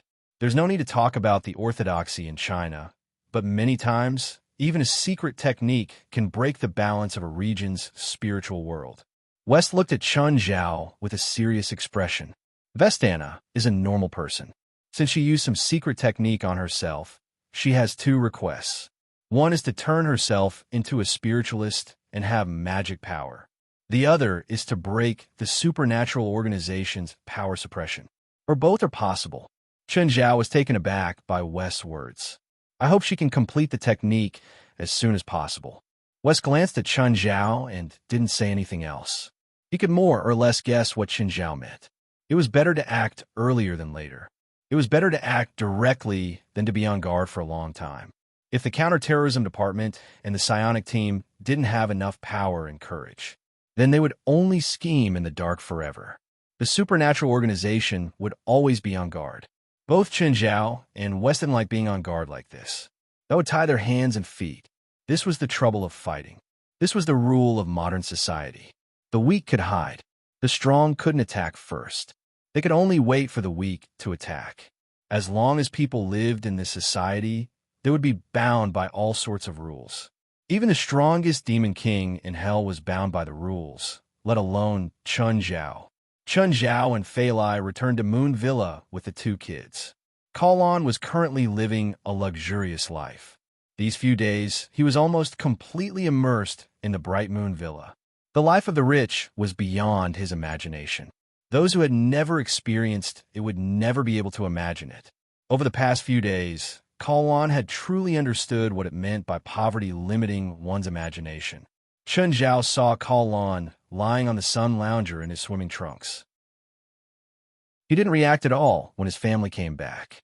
Chen Zhao went up and kicked Kalon off the chair. Mr. Chen, why are you back? Chen Zhao's face darkened. This is my home. Why did I come back? I didn't mean that. Chen Zhao whistled. At the same time, he spread out his aura. All the pets felt Chen Zhao's presence. Chen Zhao looked at the pets, gathering over one after another. Looks like you took good care of it. Of course, I didn't slack off, Kellen said proudly. Little Jerlin was already greeting the pets excitedly. Let's go. I'll see if you've been slacking off these days. Come, I'll surprise you. I've been sparring with Cerberus these days. Filled with confidence, Kalon stood before Chen Zhao. Then, 10 minutes later, Colin's head was full of bruises. Looks like you haven't been too diligent. Chen Zhao looked at Kalon on the ground. Lying on the ground, Kalon looked at Chen Zhao. Mr. Chen, what did you do this time? Did you carry out a mission? Sort of, Chen Zhao said. It's also a deal. What kind of mission? Is it hard? Do you know about the Mount Fuji eruption in Japan? Yeah, it's been all over the city these days. Apparently, the Japanese government lost over $100 billion because of it. It's a huge loss. In fact, it was caused by a monster escaping from the seal. Chen Zhao didn't hide it. After all, the entire spiritual world knew about it. The news was just an explanation for normal people. Since Kalon was a spiritualist, there was no need to hide anything from him. Monster? What kind of monster? You don't even know what a monster is. Whatever, I'll go back and look it up in the dictionary. Mr. Chen, the monster you're talking about is a spiritual creature, right? Sort of. She can cause a volcano to erupt. She must be really powerful, right? Powerful? Powerful isn't enough to describe her power. She's like a moving nuclear bomb. If there's no restriction, she can even kill all of humanity.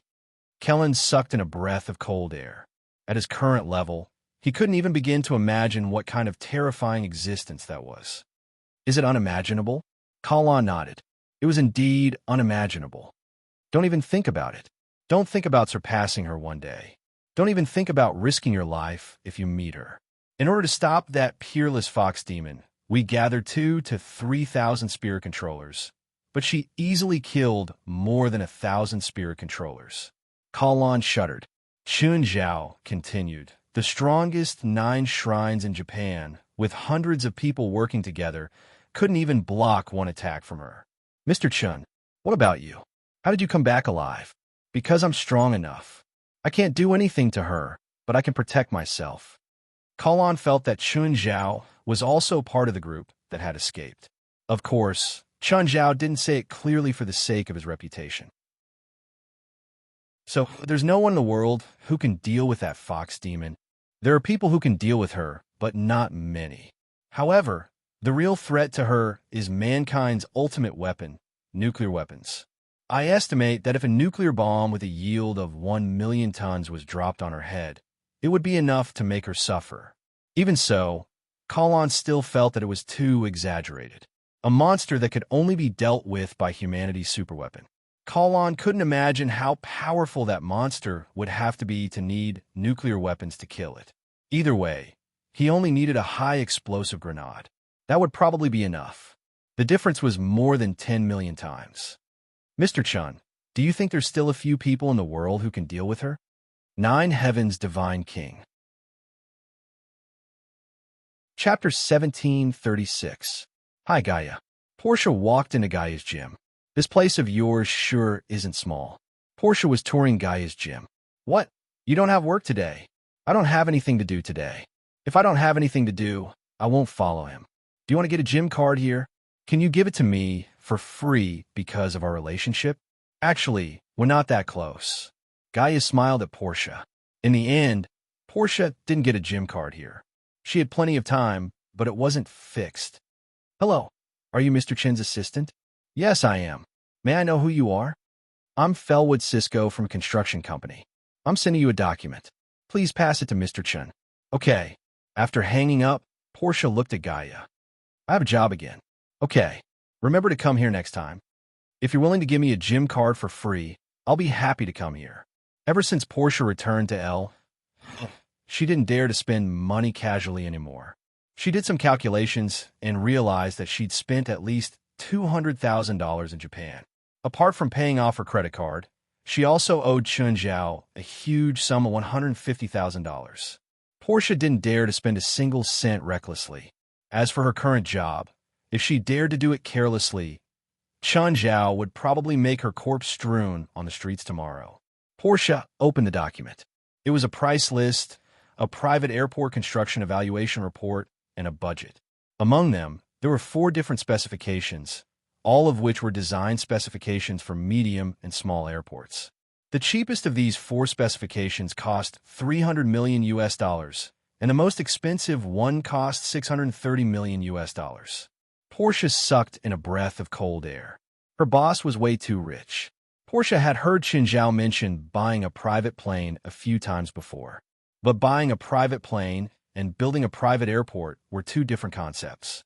Unless it was a giant in the sky, the cheapest one was only a few dozen million, while the expensive one was around 100 million.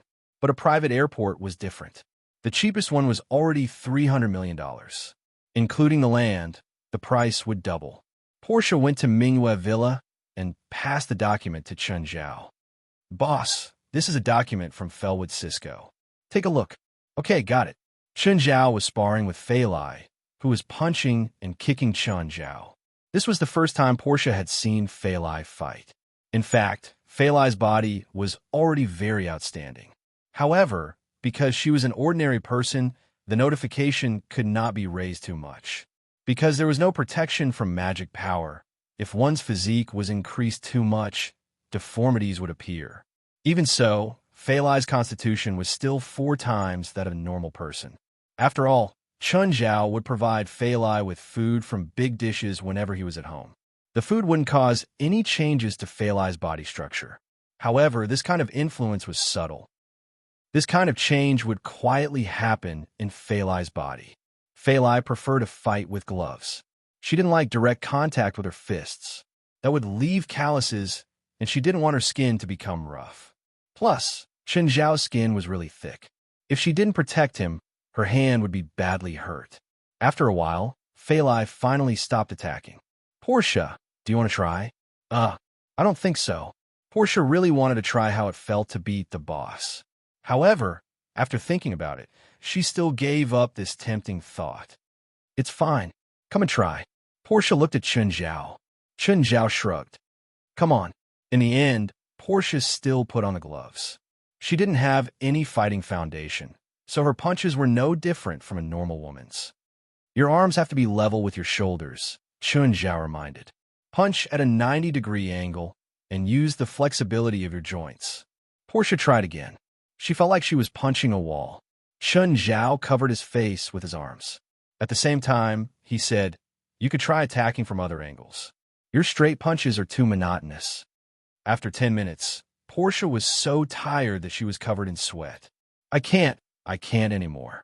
Panting, Portia put her hands on her hips. Let's go swim at the beach. Fei Lai pulled Portia away. Portia was very envious of Fei Lai's stamina and body. There was almost no excess fat on Fei Lai's body. Her muscles didn't bulge exaggeratedly. However, she gave off a streamlined sense of beauty. Although she was envious, Portia knew that she couldn't compare to Fei Lai. Fei Lai could shop, work out, and even eat nutritious meals with relish. She was someone who had to work hard for her life. She also heard that Fei Lai was going back to the coastal rescue team. It was still a job, but Fei Lai's job was her interest. Her job was to make a living. In the evening, Fei Lai asked Portia to stay for dinner before Portia left. Hey, Miss Portia, there's a small role tomorrow. You can come and try it.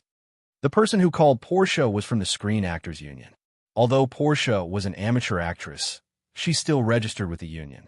Actually, it was very simple to register as a member. You just had to have at least one role, even if you didn't even have a proper face. You just had to be willing to pay $1,000 a year. Of course, there were benefits too. Members of the Screen Actors Union could enjoy some internal resources.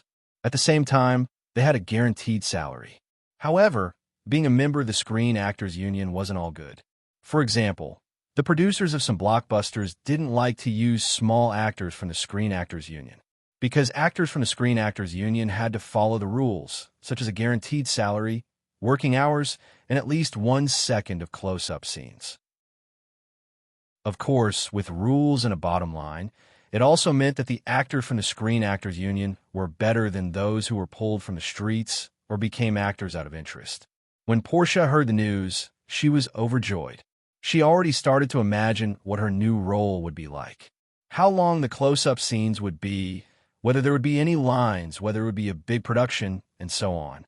In fact, it was this kind of dream and fantasy that supported most actors who weren't famous clench their teeth and persevered.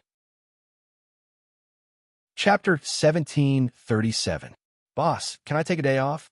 Portia called Chun Zhao carefully. Sure, Chun Zhao said. I don't have anything tomorrow anyway. Portia was very excited. Chun Zhao didn't make things difficult for her. The next day, Portia contacted the Screen Actors Union. She also got the address of the set from the union. The union had resources, but their biggest disadvantage was that they couldn't guarantee any roles. They couldn't even guarantee minor roles. All the major film companies would cooperate with the union. It was a mutual benefit. However, this cooperation was very fragile. To put it simply, the union had the right to recommend roles, but not the right to decide. For example, when a movie started filming, the producer would send a list of required roles to the union. The list wouldn't only be sent to the union. It would also be sent to all the major management companies. In this aspect, the union didn't have an advantage over the management companies. The managers of the management companies would help their artists with PR and travel. And the Screen Actors Guild wouldn't help their registered members move around. Portia hurried to the set. She still didn't know what role she was going to audition for. There were a lot of people in the audition studio that day, and they were all mediocre actors just like her. However, it could be seen that the producers had released many roles today. They were minor roles, but they were very important to every actor who came for the audition. Every actor had heard all sorts of stories before entering the industry. How hard it was for an actor to become famous. How he started from a young age and finally became famous. This story was common in the entertainment industry all over the world. Of course, it was also the truth. However, it was still a minority. In fact, most of the famous actors were. Their first role might be a role with a close-up and a line. Only a small number of people with no foundation could become successful and famous in the end. However, most actors who could enter Hollywood had the mentality that it was either success or death. They knew that their chances of winning were very low, but they still kept going. They lived in the slums and worked 3 jobs every day. However, as long as there was a role, they'd spend half a year's salary on clothes and makeup. They'd work hard for a role that a dozen or even dozens of people were fighting for. In Hollywood, there were many unspoken rules of using sex to get a role. And this unspoken rule was not limited to men and women. Portia got her script and the requirements for the role. Her script only had 1 sentence, but there was a close-up shot. For an extra like her, getting 1 line and a close-up was already a great stroke of luck. For today's audition, Portia had specially put on the clothes and shoes she had bought in Japan's Ginza. She was lucky today because she felt that she fit the role. The ones auditioning were the casting director and a camera director. Both of them were assistant directors. The 2 of them set up a platform in front of them. Then the actors went up one by one, did a performance, and read their lines. The process was very fast, and each person had less than 30 seconds to perform. Both of them replied in unison, "Thank you for your cooperation. Please go back and wait for further notice." "Portia, you look so beautiful today." At this moment, a blonde walked over and greeted Portia. "Elisa." Portia turned to look at the woman. Angelisa, like Portia, was an extra. They had arrived in Los Angeles at almost the same time and had been roommates at some point in time. However, the difference between them was that Elisa already had a management company. Portia, on the other hand, was still a lonely ghost. Compared to a year ago, Elisa seemed even prettier. She seemed to have done some minor surgery. From a woman's point of view, Portia could still tell which minor surgeries Elisa had done. It seemed that she had made some money in the past year. Portia wanted to do some minor surgery too. She had always felt that her jawbone was a bit big. She wanted to make it smaller so that she would look more feminine. However, the surgery was not cheap. It would cost at least $8,000. "Your dress doesn't look cheap." Elisa tugged at Portia's clothes. Her behavior was a bit rude and seemed very impolite. Portia pulled back her clothes. Elisa covered her mouth and chuckled. "Your taste is still so bad. You should ask me to be your advisor. I can give you the right guidance." Portia's face darkened. "Don't touch my clothes. You might not be able to afford it. Do you know that this dress looks really old-fashioned on you?" In Hollywood, there were no real friendships between women, even for actresses who had yet to become famous. Back then, when they were competing for the same role, Elisa set the alarm in Portia's room 2 hours late and cut the clothes she prepared. In the end, Portia naturally missed out on the role, while Elisa managed to snatch the role. Their friendship and roommate relationship ended there. Portia turned to leave. Elisa looked at Portia's back, although she said that Portia had poor taste in clothes. In fact, Portia's dress was very expensive. It matched Portia's temperament very well. It was fashionable and sexy. Moreover, they were auditioning for the same role today. Moreover, the role was set to be a fashionable woman. Therefore, Portia's appearance made Elisa feel threatened. Elisa went up and probably kicked Portia's high heels with her toes. Ouch! Portia immediately lost her balance and sat heavily on the ground. The heels of her high heels broke. At the same time, the tightly fitting dress also split due to the movement. "Portia, are you okay?" Elisa pretended to help Portia. Portia didn't know that it was Elisa's trick. As soon as she got up, she heard a tearing sound. It turned out that Elisa had deliberately stepped on the corner of Portia's dress. In an instant, half of Portia's clothes were torn. The originally sexy and dignified dress now made her look like a beggar. Huh. Laughter came from the audition studio. Portia covered her face and fled the scene. In fact, both the two assistant directors and the actors auditioning knew what had happened. And this kind of thing happened too many times in the audition studio, so many that they were already numb to it. However, they wouldn't feel sympathy for the actress who was schemed against. They could only say that she didn't have the mentality of a real actress. Jiuqian Shenwang. Chapter 1738. Portia felt like she'd lost all her face. As for the audition, she'd forgotten about it. She ran away from the audition studio like she was running for her life. The audition almost broke her. When she got home, Portia felt like her world was collapsing. Portia just wanted to get herself drunk. She didn't know how much she drank. She didn't stop until she heard a police siren downstairs. "Hello, who's this?" Chen Zhao was unhappy to see an unfamiliar number. "Hello, are you Miss Portia's boss?" "Yes." "Is there a problem?" "I'm from LAPD. Miss Portia is in the police station now. We asked for her contact, but she only gave us your number." "She's in the police station? What did she do?" Chen Zhao asked, frowning. "She's drunk at home. That's not a reason for her to be in the police station." She screamed in her apartment. The neighbors thought something happened inside. Portia lived in one of those old-fashioned apartment buildings where the neighbors were separated by a door or a wall. Basically, if a man and a woman made a little louder in bed, the neighbors could hear them. "Okay, I'll have someone bring her out." Chen Zhao's head hurt too. It was always the assistant who solved the boss's problems. Why was it the boss who solved the problem for the assistant when it came to him? "Alex, my assistant's in the police station. Bring her out." An hour later, Alex drove Portia, who reeked of alcohol, to Moon Villa.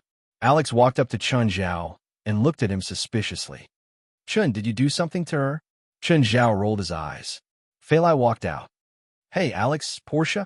She doesn't look well." "Auntie Portia, what's wrong?" Jerlin ran out too. After all, Jerlin and Fei Lai were the ones she interacted with the most at home. "Jerlin, what about me?" Seeing that Jerlin didn't greet her, Alex was very unhappy. "Auntie Alex." Little Jerlin revealed an angelic smile and opened her arms. Alex leaned over, and little Jerlin hugged Alex's neck. "Help me deal with her and ask her what's going on." Chen Zhao did not want to get involved in Portia's problem. Looking at her current state, she was either heartbroken or someone had died in her family. Chen Zhao couldn't be bothered to talk to her. Fei Lai and Alex carried Portia to the bathroom. Portia was still yelling, "Wine, I want more wine." Not long after, Chen Zhao, who was watching DVDs in the living room, heard Portia crying upstairs. After a while, the noise gradually subsided. Fei Lai and Alex came downstairs. "How is it? Did her relatives die? Or was there something wrong with your relationship? Chen, is it really okay to curse her family like this?" "All right then, what happened to her?" "It seems like she went to a movie set for an audition today, and then something went wrong, but we don't know the details." "Was she assaulted at the audition studio?" "I don't think so. She doesn't have any injuries," Alex said. "Do you know what movie it is?" Chen Zhao asked. "I don't know, but I know the address. It's on set 122 in Hollywood." "I'll call and ask," Chen Zhao said. "How's Portia now?" "She's already asleep." Chen Zhao thought for a moment and picked up the phone. "Rasfa, it's me.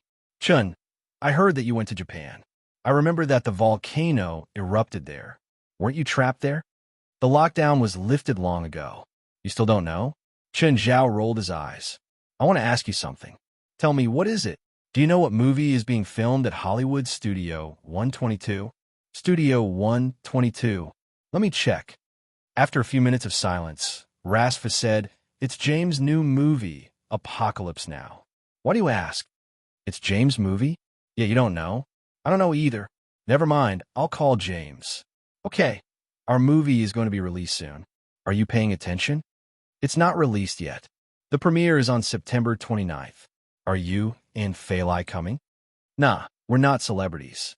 We won't go on the red carpet." After chatting with Rasfa for a while, Chen Zhao hung up and dialed James' number. "James, it's Chen. Chen, how come you're free to call me?" I heard that your new movie started filming. Is that right? Yeah. Why? Do you want to be a guest? No.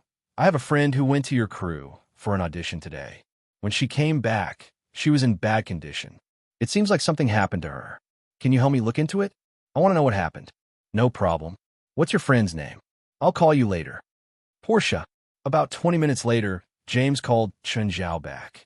This kind of thing was not difficult to investigate. After all, when it happened in public. Dozens of actors and staff at the scene saw what happened.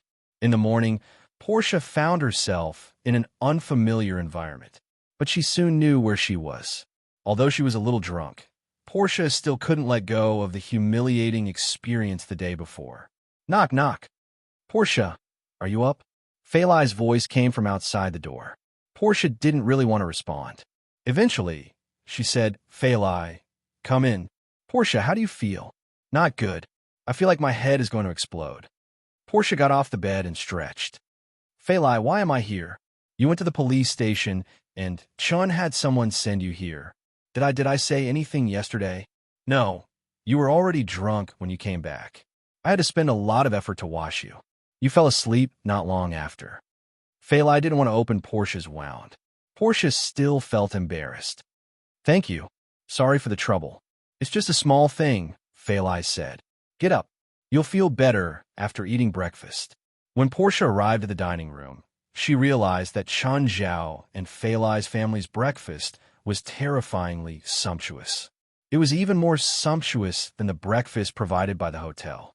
She really didn't understand how much time Chun Zhao and Fei Lai had spent preparing breakfast. 9 Heaven's Divine King. Chapter 1739. Portia was very lucky. Chun Zhao had given her 2 days off. Of course, it was Fei Lai who had spoken. Chun Zhao didn't say anything, but Portia knew that Chun Zhao and Fei Lai were taking care of her. Portia indeed felt that she was in a bad state today. She couldn't let go of the stain in her life yesterday. Portia didn't know how she spent the whole day. Her mind would never be able to forget the humiliating experience yesterday. Just then, Portia's phone rang. Are you Miss Portia? I am. May I know who you are? I'm the assistant director of Apocalypse Revelation. I think you're very suitable for a role in our movie. Are you interested? Yes. Portia paused. Suddenly, she calmed down again. He's a liar. He's definitely a liar. If the movie crew really needed to choose an actor, the director or assistant director couldn't call the actor directly. If it was a famous actor, it might be possible. But she'd only gotten a minor role. The assistant director couldn't call her directly. You liar. I'm not interested in any role. After that, Portia hung up the phone. Liar. He didn't even know the rules of Hollywood and wanted to trick her. Was she really that easy to trick? On the other side, the assistant director looked at the phone in shock. He turned around and looked at James. How was it? Did she agree? Mr. James, she thought I was a liar and hung up, the assistant director said gloomily. Give me the phone. I'll call her myself. James called Portia. Hi, Miss Portia. I'm James. Which James? Have you seen Animal Mart? Yes. Are you going to tell me that you're the director of Animal Mart? Portia sneered. She wasn't that stupid. Animal Mart was one of the most popular movies last year. Director James became famous overnight and became an upstar director in Hollywood. Many of his experiences were also dug up. For example, he'd once been Steven's assistant for more than 20 years. Of course, she knew James' name, but she didn't believe that James would call her personally. Portia wanted to be famous, but she didn't believe that James would call her. She was aware of her own limitations. Yes, I'm that James. Mr. James, I don't have money, and I don't want to play with you anymore. Please stop harassing me. Thank you, Portia said in disgust, then hung up. James was also depressed. After all, he was a famous director. He was actually treated as a swindler. James thought about it. Chun Zhao was his benefactor. Moreover, Chun Zhao had great influence on Rasfa and Steven. Also, Chun Zhao, Rasfa, and Steven's new movie was about to be released. If the investment for this movie is successful, then he would have more influence on Hollywood. Although James was famous now, it did not mean that he could ignore everything. Moreover, he had a good personal relationship with Chun Zhao. Thus, he suppressed his displeasure. He called Portia again. Miss Portia, it's still me, James. All right, James. What will it take for you to let me go? Portia felt that she had nothing to do now. Since these films were going to continue pestering her, she would let them continue. It was a good way to kill time. Portia hoped from the bottom of her heart that this James was real. However, her rationality still told her that it was fake. He was a swindler. Miss Portia, if you don't believe me, you can come to the set, James said. It's the audition studio where you had your audition yesterday. We'll be filming here. Portia's heart jumped. She was a little tempted. There were two voices in her mind that kept controlling her heart. Anyway, I won't ask you to transfer money, nor do I need your driver's license number or your credit card number. Fine, I'll go and take a look. Portia felt uneasy. Was it real? No, that was impossible. Why would Director James call her personally? Was it a scam? As long as she made up her mind not to transfer money, even if the other party was a swindler, he would not succeed. Nevertheless, Portia still decided to drive to the Hollywood set. There was a huge set in Hollywood. Many studios were arranged neatly in the field. This was the most famous set in the world. Since the 1970s, after Hollywood's reformation, Hollywood movies had become famous all over the world. Hollywood movies became famous all over the world, and this place became the most famous and developed filming location in the world. Portia arrived outside the studio where she had auditioned yesterday. She was still a little hesitant. She was worried that the more hopeful she was, the more disappointed she would be. However, in the end, she plucked up her courage and walked into the studio. At this time, the studio was no longer the same as it was yesterday. After entering the set, she saw an area that had been transformed into an office. There were more than a dozen people and a few actors there, and they were filming. Portia hesitated as she walked in that direction. Just then, Alyssa saw Portia. Alyssa seemed to have just finished filming a set of scenes and immediately walked towards Portia. Hey, Portia, why are you here again? By the way, we're filming here. How did you get in? Alyssa said in a mocking tone. You're not here to try your luck, are you? Hee. Portia, of course, knew that it was Alyssa who played tricks yesterday. That was why she made a fool of herself in public. Portia tried her best to restrain her anger as she sized up the interior of the studio in silence. She seemed to be looking for something. Hee. Don't tell me you knew that Mr. James would come to the studio today, so you came looking for an opportunity. Don't be silly, Portia. Why would James want to see you? Portia's expression was uncertain. Could it be that this scam was deliberately arranged by Alyssa? Did she deliberately trick her here and then humiliate her? You bitch. Portia finally couldn't help but slap Alyssa in the face. Alyssa was stunned. You dare hit me. I'll kill you. In an instant, the two women wrestled with each other. They didn't care about their image at all. They grabbed each other's clothes, pulled each other's hair, and rolled on the ground. Stop, both of you stop. Just then a majestic voice sounded. Chapter 1740. Tell me what's going on. James looked at the scene angrily. This was a film crew, his film crew. Now, there was actually a fight in his crew, and it was two women. Portia had thought about it when she made the move. She would take revenge on Alyssa, even if she went to the police station. This woman is crazy. She hit me for no reason. Call the police, call the police. She hurt me. I want an injury report. Alyssa roared hysterically. I'm an actress. This woman broke into the crew and hurt me. James looked at Portia. Miss, you'd better explain yourself. Otherwise, I'll have to call the police. It's this bitch. She hired a swindler to trick me here. She used Mr. James' name to trick me, Portia said. James was stunned. You miss Portia? Portia was a little dazed. She suddenly raised her head and looked at James. Mr. James, you know me? She didn't hire a swindler. I called you before. Portia felt like the whole world was turning upside down. What did she just do? What did she do? God, he had ruined everything. What would Mr. James think? Would he think that she was crazy? This was a chance similar to winning the lottery. She was completely ruined now. Bolton, bring script number 012 over and show it to Miss Portia, James said. Miss Portia, this role has a few minutes of scenes. It'll take about 3 days to shoot. You'd better plan your time well. Huh? What? Mr. James. I. What? Is there a problem? James asked. Don't you need an audition?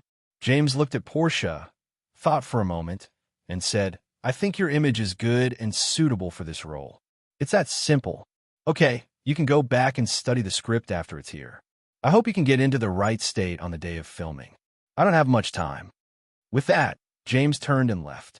But after a few steps, James looked at Elisa again. Miss, since you're my crew, I don't want any scandals to spread about you before the movie is released. Otherwise, I don't mind making you disappear from Hollywood forever. Elisa was dumbfounded. Portia was equally dumbfounded. They didn't expect their identities to be transferred so suddenly. Portia had actually gotten an important role.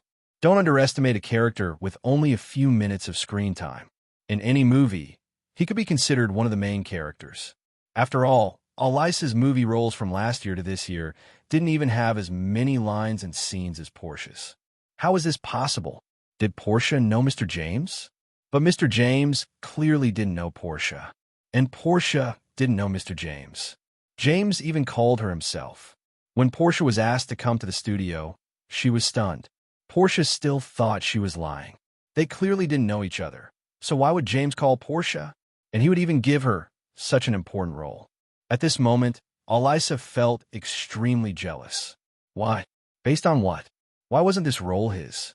He had more experience performing than her. Furthermore, he could do anything that Portia couldn't or wasn't willing to do. But very quickly, Elisa controlled her emotions. She forced a smile at Portia. She hoped that Portia could sense her kindness. Unfortunately, Portia left with the assistant director without turning back. From afar, Elisa saw the assistant director hand a script to Portia. One had to know that Elisa's own script was just a few pieces of printed paper bound together. But Portia actually had a script. This made her so jealous that she couldn't control herself. Why? How was she inferior to her? She worked harder than her, was prettier than her, had better taste than her, was more fashionable than her, and had better acting skills than her. Apart from being more educated than her, what else did she have that was better than her? Why did Mr. James call her? He invited her to play an important role in a movie, but she didn't even have a chance. At the same time, Portia felt like she was dreaming. It was all too surreal. Portia still didn't feel real. Portia used the afternoon to calm down. At this moment, Portia began to wonder why James would give her a role, and he obviously didn't know her. But after thinking about it, Portia couldn't figure it out. Why was this happening? Was it because he coveted her beauty? Portia didn't doubt the unspoken rules of Hollywood. But James didn't know her at all. There was no reason for him to covet her beauty. Moreover, when James had seen her, she'd even fought with Elisa. At that time, Portia knew how pathetic she was. James clearly didn't have any desire for her, but he still gave her the script. Portia, didn't I give you 2 days off? You don't need to work today, Chen Zhao said. Portia's mental state was clearly different today. I need to work now, Portia said. I need to support myself. Chen Zhao generously gave her 2 days off. But Chen Zhao also maintained the good capitalist tradition, stingy. Vacation was fine, but paid leave was out of the question. It was just as Portia had said. Portia needed money now. Of course, it was mainly because she wanted to show off in front of Chen Zhao these few days. She also wanted to borrow some money from Chen Zhao. But in her words, it wasn't borrowing money. It was an advance on her salary. Actually, Portia felt that working for Chen Zhao was really easy.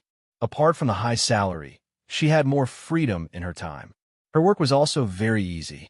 She would receive and forward some documents and answer some calls. She would also report some things to Chen Zhao. Occasionally, she would go on a business trip with Chen Zhao for a few days and play around. Was there anything more perfect than this job? She couldn't shine like a Hollywood star. If that's the case, help me go to Mountain Town. I have a villa there that's being rebuilt. Help me check the progress. Of course, as Chen Zhao's employer, Portia didn't just have to check the progress. She also had to check the account books and see if there were any low-quality materials. Chen Zhao was friends with Felwood Cisco. He'd also attended Jerlin's birthday party. But business was business. Plus, it was where Chen Zhao's family lived. Chapter 1741. Evil Capitalists. Portia stared at the villa that was already taking shape beside Mirror Lake. When Felwood Cisco learned of Portia's intentions, he immediately invited her into his temporary office. Whatever documents Portia needed, Felwood Cisco would bring them to her as soon as possible. Even if the documents weren't at the construction site, Felwood would have someone send them over immediately. Portia had been someone's assistant before. She had also inspected a construction site before. Back then, the contractor had various shady relationships and refused to give her any excuses. He tried to evade her requests in every possible way, causing her investigation to be very unsuccessful. Before coming to Mirror Lake, she was already mentally prepared. In the end, Felwood Cisco was much more cooperative than she had expected. Felwood Cisco didn't make things difficult for him or reject him. Little did she know that Felwood didn't dare to do anything to Chen Zhao's project, even though he knew that some actions were unspoken rules. But Felwood didn't dare to do anything either. For example, he could change the steel to a substandard one. This was almost impossible to detect in a quality inspection. Even the substandard steel would meet the requirements and quality requirements of the project. The only loophole was that the material bill had to be fabricated to avoid the customer's inspection. Of course, there were still traces to be found, such as transfer records and the like. It wasn't as if Felwood Cisco had never done such a thing before. But that was before he met Chen Zhao. After that, Chen Zhao gave him projects one after another. Each one was bigger than the last. Felwood had already set his mind on Chen Zhao.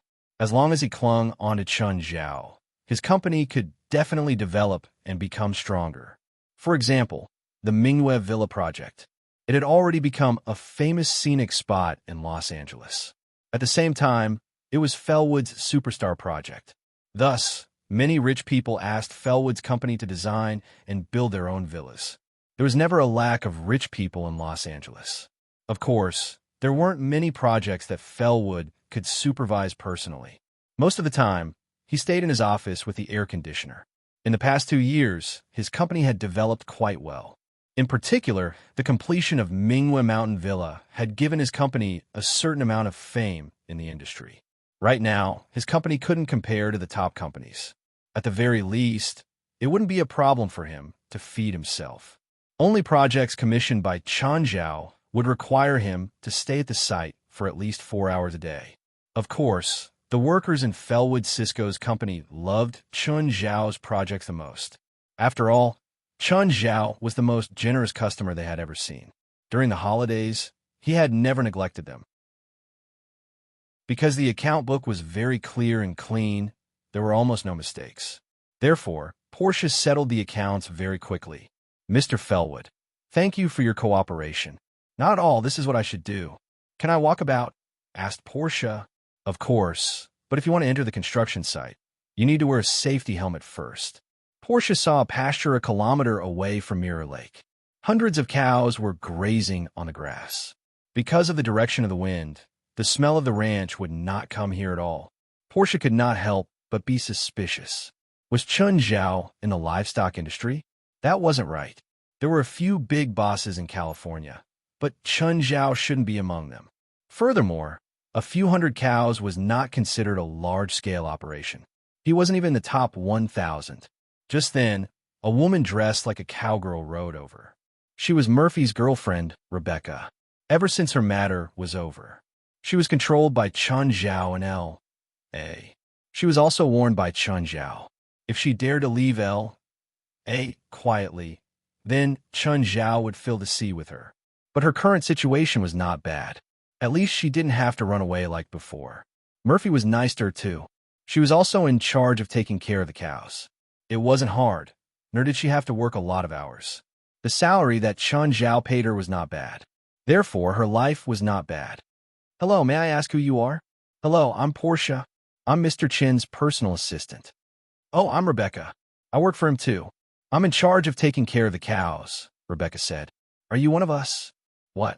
Portia looked at Rebecca in confusion. No, nothing. From Portia's reaction, Rebecca could tell that Portia was a normal person. She did not know Chen Zhao or her identity at all. What do you mean we're one of us? Nothing. Rebecca shook her head, chuckling. Portia could only scratch her head in confusion. Do the cows in this pasture belong to the boss? Yes. Does the boss only have this pasture? Portia asked tentatively. The boss eats the cows himself, Rebecca said. He doesn't sell them. What? Eat them himself? Portia was speechless. That was too much. Raising so many cows for himself to eat? His entire family probably couldn't eat more than a few cows in their lifetime. I send him 10 slaughtered cows every week, Rebecca said. Portia suddenly remembered that Chen Zhao did indeed have a lot of beef at home. Plus, they were not the only ones at home. He had many pets, including the sea. She remembered that she had helped Fei Lai feed the sharks last time. This made Portia feel the difference between the rich and the poor again. Rich people were like this. They raised so many cows, but most of them were used to feed their pets. Portia couldn't even afford one. Rebecca, can you take care of so many cows by yourself? Of course, Rebecca said nonchalantly. By the way, my boyfriend works for Mr. Chen too. I'll introduce you to Murphy some other day. Let's go. I'll show you around. Does this all belong to the boss? Yes. With Mirror Lake as the center, everything within 16 square kilometers is the boss' private land. Portia sighed. The pasture was at least 5 square kilometers. It was still a waste of resources to only raise a few hundred cows on such a large area. With such a large area and good quality grass, it was more than enough to raise a few thousand cows. Hey, there's a factory over there. That's a brewery, Rebecca said. It's also the boss property. Portia remembered that Gaia had once told her that Chen Zhao sold alcohol. So she was talking about this brewery. But looking at that brewery, it was obviously not very big. It might not be Chen Zhao's main property. Divine Emperor of 9 Heavens. Chapter 1742. Chen Zhao walked around Mirror Lake. Portia was stimulated. Minghua Villa was fine. But Chen Zhao had built another villa that wasn't any worse than Minghua Villa. Did this guy have too much money to burn or something? Actually, it was because Chen Zhao thought it was too easy to make money. If he made money, why would he keep in the bank? Most capitalists had enough funds, or they would make investments. Otherwise, they would be like Chen Zhao and exchange all their money for luxury goods. In fact, buying luxury goods was also a type of investment. For example, mansions, yachts, and planes wouldn't depreciate easily. For example, Chen Zhao's Minghua Villa was originally bought from Amira. But now, Amira wanted to buy Minghua Villa and Moon Beach for 20 times the price. Of course, Chen Zhao wouldn't agree to such a request. Now, Chen Zhao had cleaned up Minghua Villa. Some of the investments seemed to be from Chen Zhao's own pocket, but its value was far greater than a few $100 million. Living in Minghua Villa would increase one's lifespan and make one's body and mind comfortable. Its true value wasn't something Amira could understand. The depreciation of planes and yachts was much slower than the depreciation of the currency. So, without good investment projects, rather than keeping money in the bank, it was better to buy luxury goods. At least, after enjoying the luxury goods, they could be resold. The price wouldn't be much lower than the cost. If they were kept in the bank, the depreciation of the currency would make Chen Zhao cry, even if he wanted to. This was also why most rich people would choose to live luxuriously. Of course, while enjoying a good life was one reason, maintaining the value of one's wealth was also another. On the way back, Portia called Alex. Ms. Alex, I want to hire a lawyer. Portia needed someone to sign the contract for her. Because she didn't have a manager, it would be more troublesome to sign the contract. Hollywood had a rule that a professional had to be present when signing a contract with an actor. It had to be either a manager or a lawyer. Because in the last century, an actress had signed a contract. In the end, she was sold to San Fernando Valley. The reason was that the actress didn't have professional knowledge and didn't even know she was sold. To prevent such a vicious incident from happening again. That was why there was such a rule. This was also why the manager system was flourishing. All professional actors must have a manager. However, Portia was not a professional actress. He didn't have his name in the agency either. So she needed to hire her own lawyer. Of course, There was no need for a famous lawyer. As long as he could understand the contract, that was enough. Alex straightforwardly expressed that she would send a lawyer to Portia for free. How would Portia know? Actually, Chun Zhao had said it before. If Portia was in need of a contract, let Alex help Portia with this. At this time yesterday, Portia felt that the whole world had turned gray. Today, Portia felt that the world was so colorful. Not long after, Portia arrived at Bright Moon Villa. Boss, I've checked all aspects of the Mirror Lake Villa project. At present, 35% of the project has been completed. The accounts of the project are also very clear, and there are no problems found. The quality of the project needs to be tested by a professional evaluation agency. I've already contacted the Project Quality Evaluation Agency. There should be results in 3 days. The evaluation of the quality of the project was not to be carried out only after the project was completed. Instead, there are 3 to 4 testing cycles. If there was a quality problem during a certain period, it could be stopped or corrected in time, instead of waiting for the entire project to be completed before testing it. If there was a problem with the quality, they could only tear it down and rebuild it. It would be a loss for both Chun Zhao and the engineering company. Therefore, early or mid-stage quality testing was necessary. If it was a large project, the testing would be more frequent. It might need to be tested every 5% of the progress. Just then, Sardin's voice suddenly appeared in Chun Zhao's mind. Sardin Starry Night's shadow, the god of otherworldlings, was Nanchi Island's true form. Back then, Chun Zhao had threatened Sardin to submit to him. He had also left dark magma in Sardin's core, allowing him to completely control and dominate him. At the same time, Chun Zhao had Sardin continuously move toward Los Angeles. However, Chun Zhao hadn't contacted Sardin for a long time. He only occasionally observed Sardin's current location. Now, Sardin had contacted him of his own accord. This meant that he wasn't too far away from Los Angeles. That night, Chun Zhao went to confirm Sardin's location. Currently, Sardin was between Hawaii and Los Angeles, about 2,000 kilometers away from Los Angeles. However, Sardin had always been moving under the sea, so even satellites couldn't find him. However, Chun Zhao started to worry about how to settle this island. Should he just leave him in the distant sea and ignore him? This clearly wasn't in Chun Zhao's interest. Then, there would be no point in controlling him. Chun Zhao thought about it and decided to find someone he could negotiate with. The person he thought of was Dell. Dell was a rich man, and he was also a psychic. Plus, Dell and Chun Zhao had a close relationship. So, Dell was the only person Chun Zhao could think of that could be discussed with. Dell, are you free? What? It's late. What do you want? I'll go to your house, Chun Zhao said. Chun Zhao quietly went to Dell's manor. Dell had been waiting for a long time.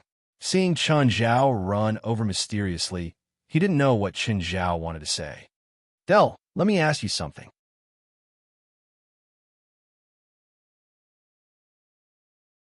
Chapter 1743. Chun, tell me, where did you get a moving island? Dale was too interested in this. He was a capitalist just like Chun Zhao. Plus, he'd received an elite education. He knew better than Chun Zhao how attractive an island that suddenly appeared in front of the world could be. Do you remember the sinking of the Phalai? I do. You said you went out to play, but when you came back, the Phalai sank. That time, I actually went out to search for pirates' treasure, Chun Zhao said. My partner and I found Nanchi Island, the island where the Big Belly family has lived for generations. This island is actually a sealed monster.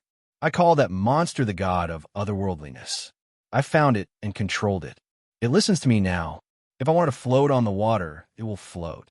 If I want it to sink into the sea, it will sink. Chun Zhao said, my partner and I found the god of otherworldliness. Dell's eyes were filled with excitement. He was clearly attracted by Chun Zhao's adventure story. Westerners had an irresistible attraction to adventure and pirate stories. This was also related to their culture and history. Plus, Chun Zhao's adventure story was filled with fantasies. A monster the size of an island that could move. How big is it? Dell exclaimed. How big is it to support an island? About 10 square kilometers, Chun Zhao said. If it's in shallow waters, it'll be bigger. Chun, I gave you such a great idea. Shouldn't you reward me? What do you want? I want to build a hotel on this island. I believe that as long as the location of the island is right, it can definitely be made into the best vacation island in the United States. At that time, as long as shopping malls and living facilities are built on this island will become a priceless treasure. Chun Zhao's heart jumped. Indeed, he'd want to make it a private island. But from Dell's words, it seemed like the island was indeed a super big project. It was also very valuable as an investment. If he turned the island into a vacation spot, Chun Zhao could earn money while lying down. If he could increase the unique attractiveness of the island, he would be able to attract more attention. Chun Zhao thought about it, and his eyes suddenly lit up. I've thought of a great idea, Chun Zhao said. What idea? This otherworldling god has some heirs, and they all have huge bodies. Say, if we find a huge body of a certain creature on the island, wouldn't it be more attractive to build a museum of such creatures on the island? That's right, Sardin has some skeletons of his descendants. I can use these skeletons as a gimmick. Why not alive? Nothing alive. There's a living one. That's the descendant of the unusual god. It's nothing more than an ordinary creature that transformed into a giant after being infused with his power. But I'm worried that it'll be too shocking. If we find the skeletons of these giant creatures, we can easily find out the age of these skeletons. Skeletons that have only died a few years or decades ago can't be hidden from biologists at all, so it's better to find living creatures. Dell thought for a moment. And it's best if it's an animal that doesn't pose a threat to humans. Normal people can get close to it. That's the biggest gimmick. One had to admit that Dell's thoughts were more comprehensive and perfect than Chun Zhao's. Of course, Dell was also helping himself by helping Chun Zhao. What do I do about the marine farm? Don't you have your own team of lawyers? Just let them handle it for you. Now, you have to decide where you want the island to appear. Do you have a map? Dell took out his tablet, and the two of them studied the map on the tablet. First, it can't be too far from the ground. Around 1,000 kilometers is the best distance. It won't be too far on a boat. Why not build an airport? The investment for an airport is too big, and it'll take up too much space.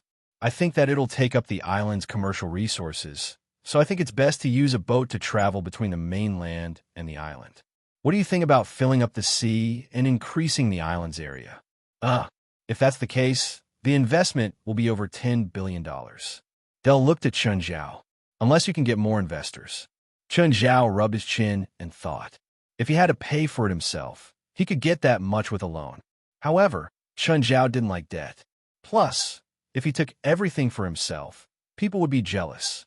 In this world, no one could take everything for themselves and still enjoy it. So, he could only get financing. But rather than letting outsiders take advantage of him, he might as well take advantage of his own people. Risfar and Dell could be counted as one. Stephen and Rasfa could also be counted as part of his plan. Amira put aside her identity as the regional manager of Citibank. Her family was also super rich, so she could be counted as one. His mother could also be counted as one, but he would definitely take the majority. The people Chun Zhao counted were all worth more than $1 billion.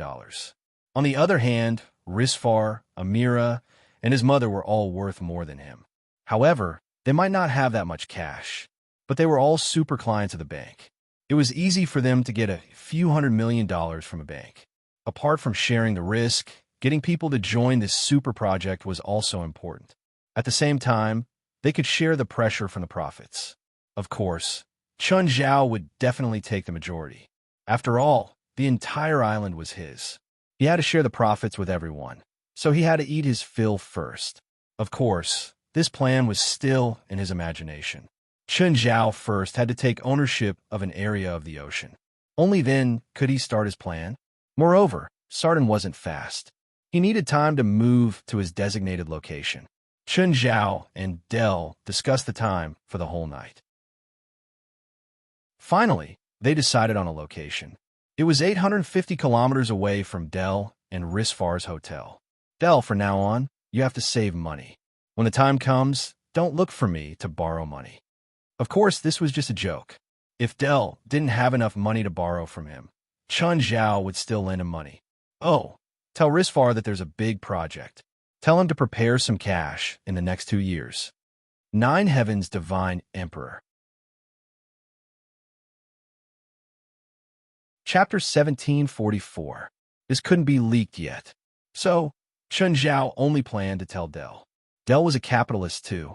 He knew very well that as long as this went smoothly, he'd definitely make a lot of money. But once the news got out and the capital market noticed, he'd lose his advantage. On one hand, it was unusual, but on the other hand, it was for the sake of profits. So, Dell would take this secret more seriously than others. Of course, there was no sign of it yet. No matter what Dell did, it wouldn't attract the attention of the capital market. As long as this succeeded, Chun Zhao's assets would double or triple. Chun Zhao would be ranked among the top 10 richest people in the world. Moreover, it would be done anonymously.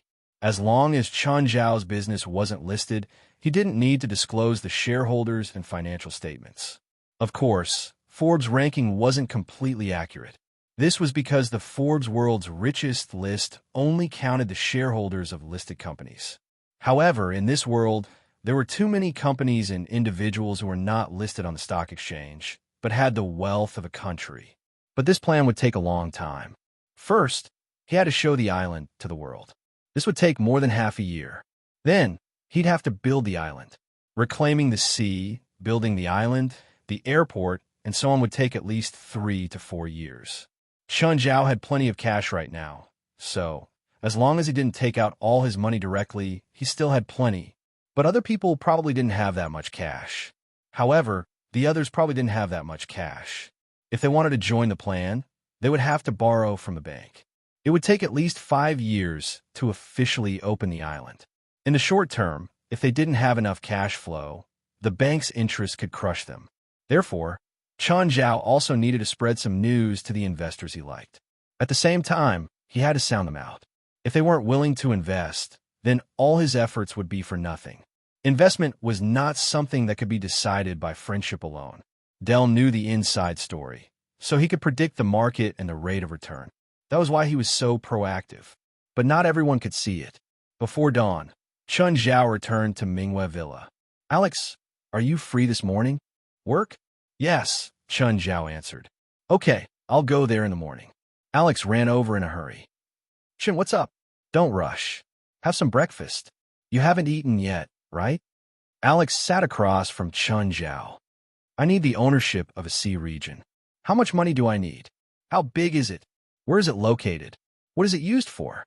"I need an area of about 100 square kilometers between Los Angeles and Hawaii, about 800 to 900 kilometers away from Los Angeles. It will be used for aquaculture, but I need full ownership." 800 kilometers from land? This was already considered a distant sea.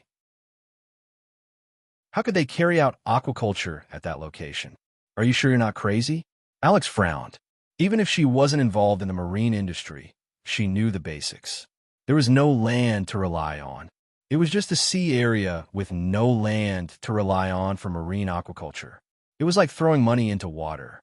"You don't have to worry about that. You just need to tell me if you can get the ownership of that sea region." "It's not a big problem," Alex said. "How much will it cost?" "Not more than $5 million. It's a sea region with no economic value. It's not a necessary sea route either. As long as you don't pollute and do aquaculture, the government will love it. But are you sure your plan is fine?" Alex was still skeptical about Chun Zhao's idea. "Alex, you know that $5 million is only my income for 2 days. But you can't throw $5 million into the sea. That's really throwing it into the sea. I have my own plan." Chun Zhao chuckled. Alex knew that Chun Zhao wasn't the kind of person who would throw money into the sea just because he had nowhere to spend it. She couldn't help but suspect that Chun Zhao had some other business plan. However, she really couldn't figure out what Chun Zhao's intentions were. Was there some kind of underwater treasure in that sea region? Even if there was, he could just hire a salvage company to fish it up. There was really no need to buy the entire sea region, right? Or was there some kind of underwater mineral deposits? Or oil? If that was the case, Chun Zhao might not have the right to participate in the energy industry. This was a very practical problem. It wasn't a matter of how much money he had. Some people had fewer assets than Chen Zhao, but they were qualified. Chen Zhao had a lot of money now. However, his connections weren't enough for him to enter. You really want to start aquaculture? Alex asked. After all, Chen Zhao's main businesses were beer manufacturers and restaurants. But both were countless times worse than aquaculture, right? Oh, Marina Restaurant's source of some ingredients was very mysterious. Apparently, many restaurants had tried to uncover the secret of Marina Restaurant's high-grade ingredients. However, there had been no news. Was the aquaculture part of Marina Restaurant's ingredients? In order to avoid people's attention, he purposely chose a sea region with no land to cultivate. If that was the case, it was possible. Chun, can I participate? How much money can you take out? Chen Zhao asked. If I get a loan from the bank, I can get about $20 million at most. Chen Zhao shook his head. Forget it. Alex looked at Chen Zhao. How much are you going to invest in this project? I'm not sure, Chen Zhao said, but $20 million won't even allow you to enter the market. Plus, the return period is very long. A loan of $20 million will drag you down. Plus, it's an uncertain project. They were on the same side. Chen Zhao didn't need to be mysterious with her. Some things were better to be direct. There was no need to create barriers. Fine. Alex wasn't stupid. After all, she could become a famous lawyer. She knew how capital worked. She also knew that $20 million wasn't much. However, just like every rich person's problem, Alex also had a headache about what to invest in. There was a very important standard for investing cash in a business. It didn't matter if it was profitable, but it had to be able to maintain its value. Nine Heavens Divine Emperor, you're tuning in to the Romance Rendezvous YouTube channel. We're so grateful for your support, and don't forget to subscribe to join us on this incredible journey through captivating stories. Your generosity through donations truly makes a world of difference, as it's the primary source of revenue that allows me to expand and enhance this channel for you. Thank you from the bottom of my heart for being a part of this adventure.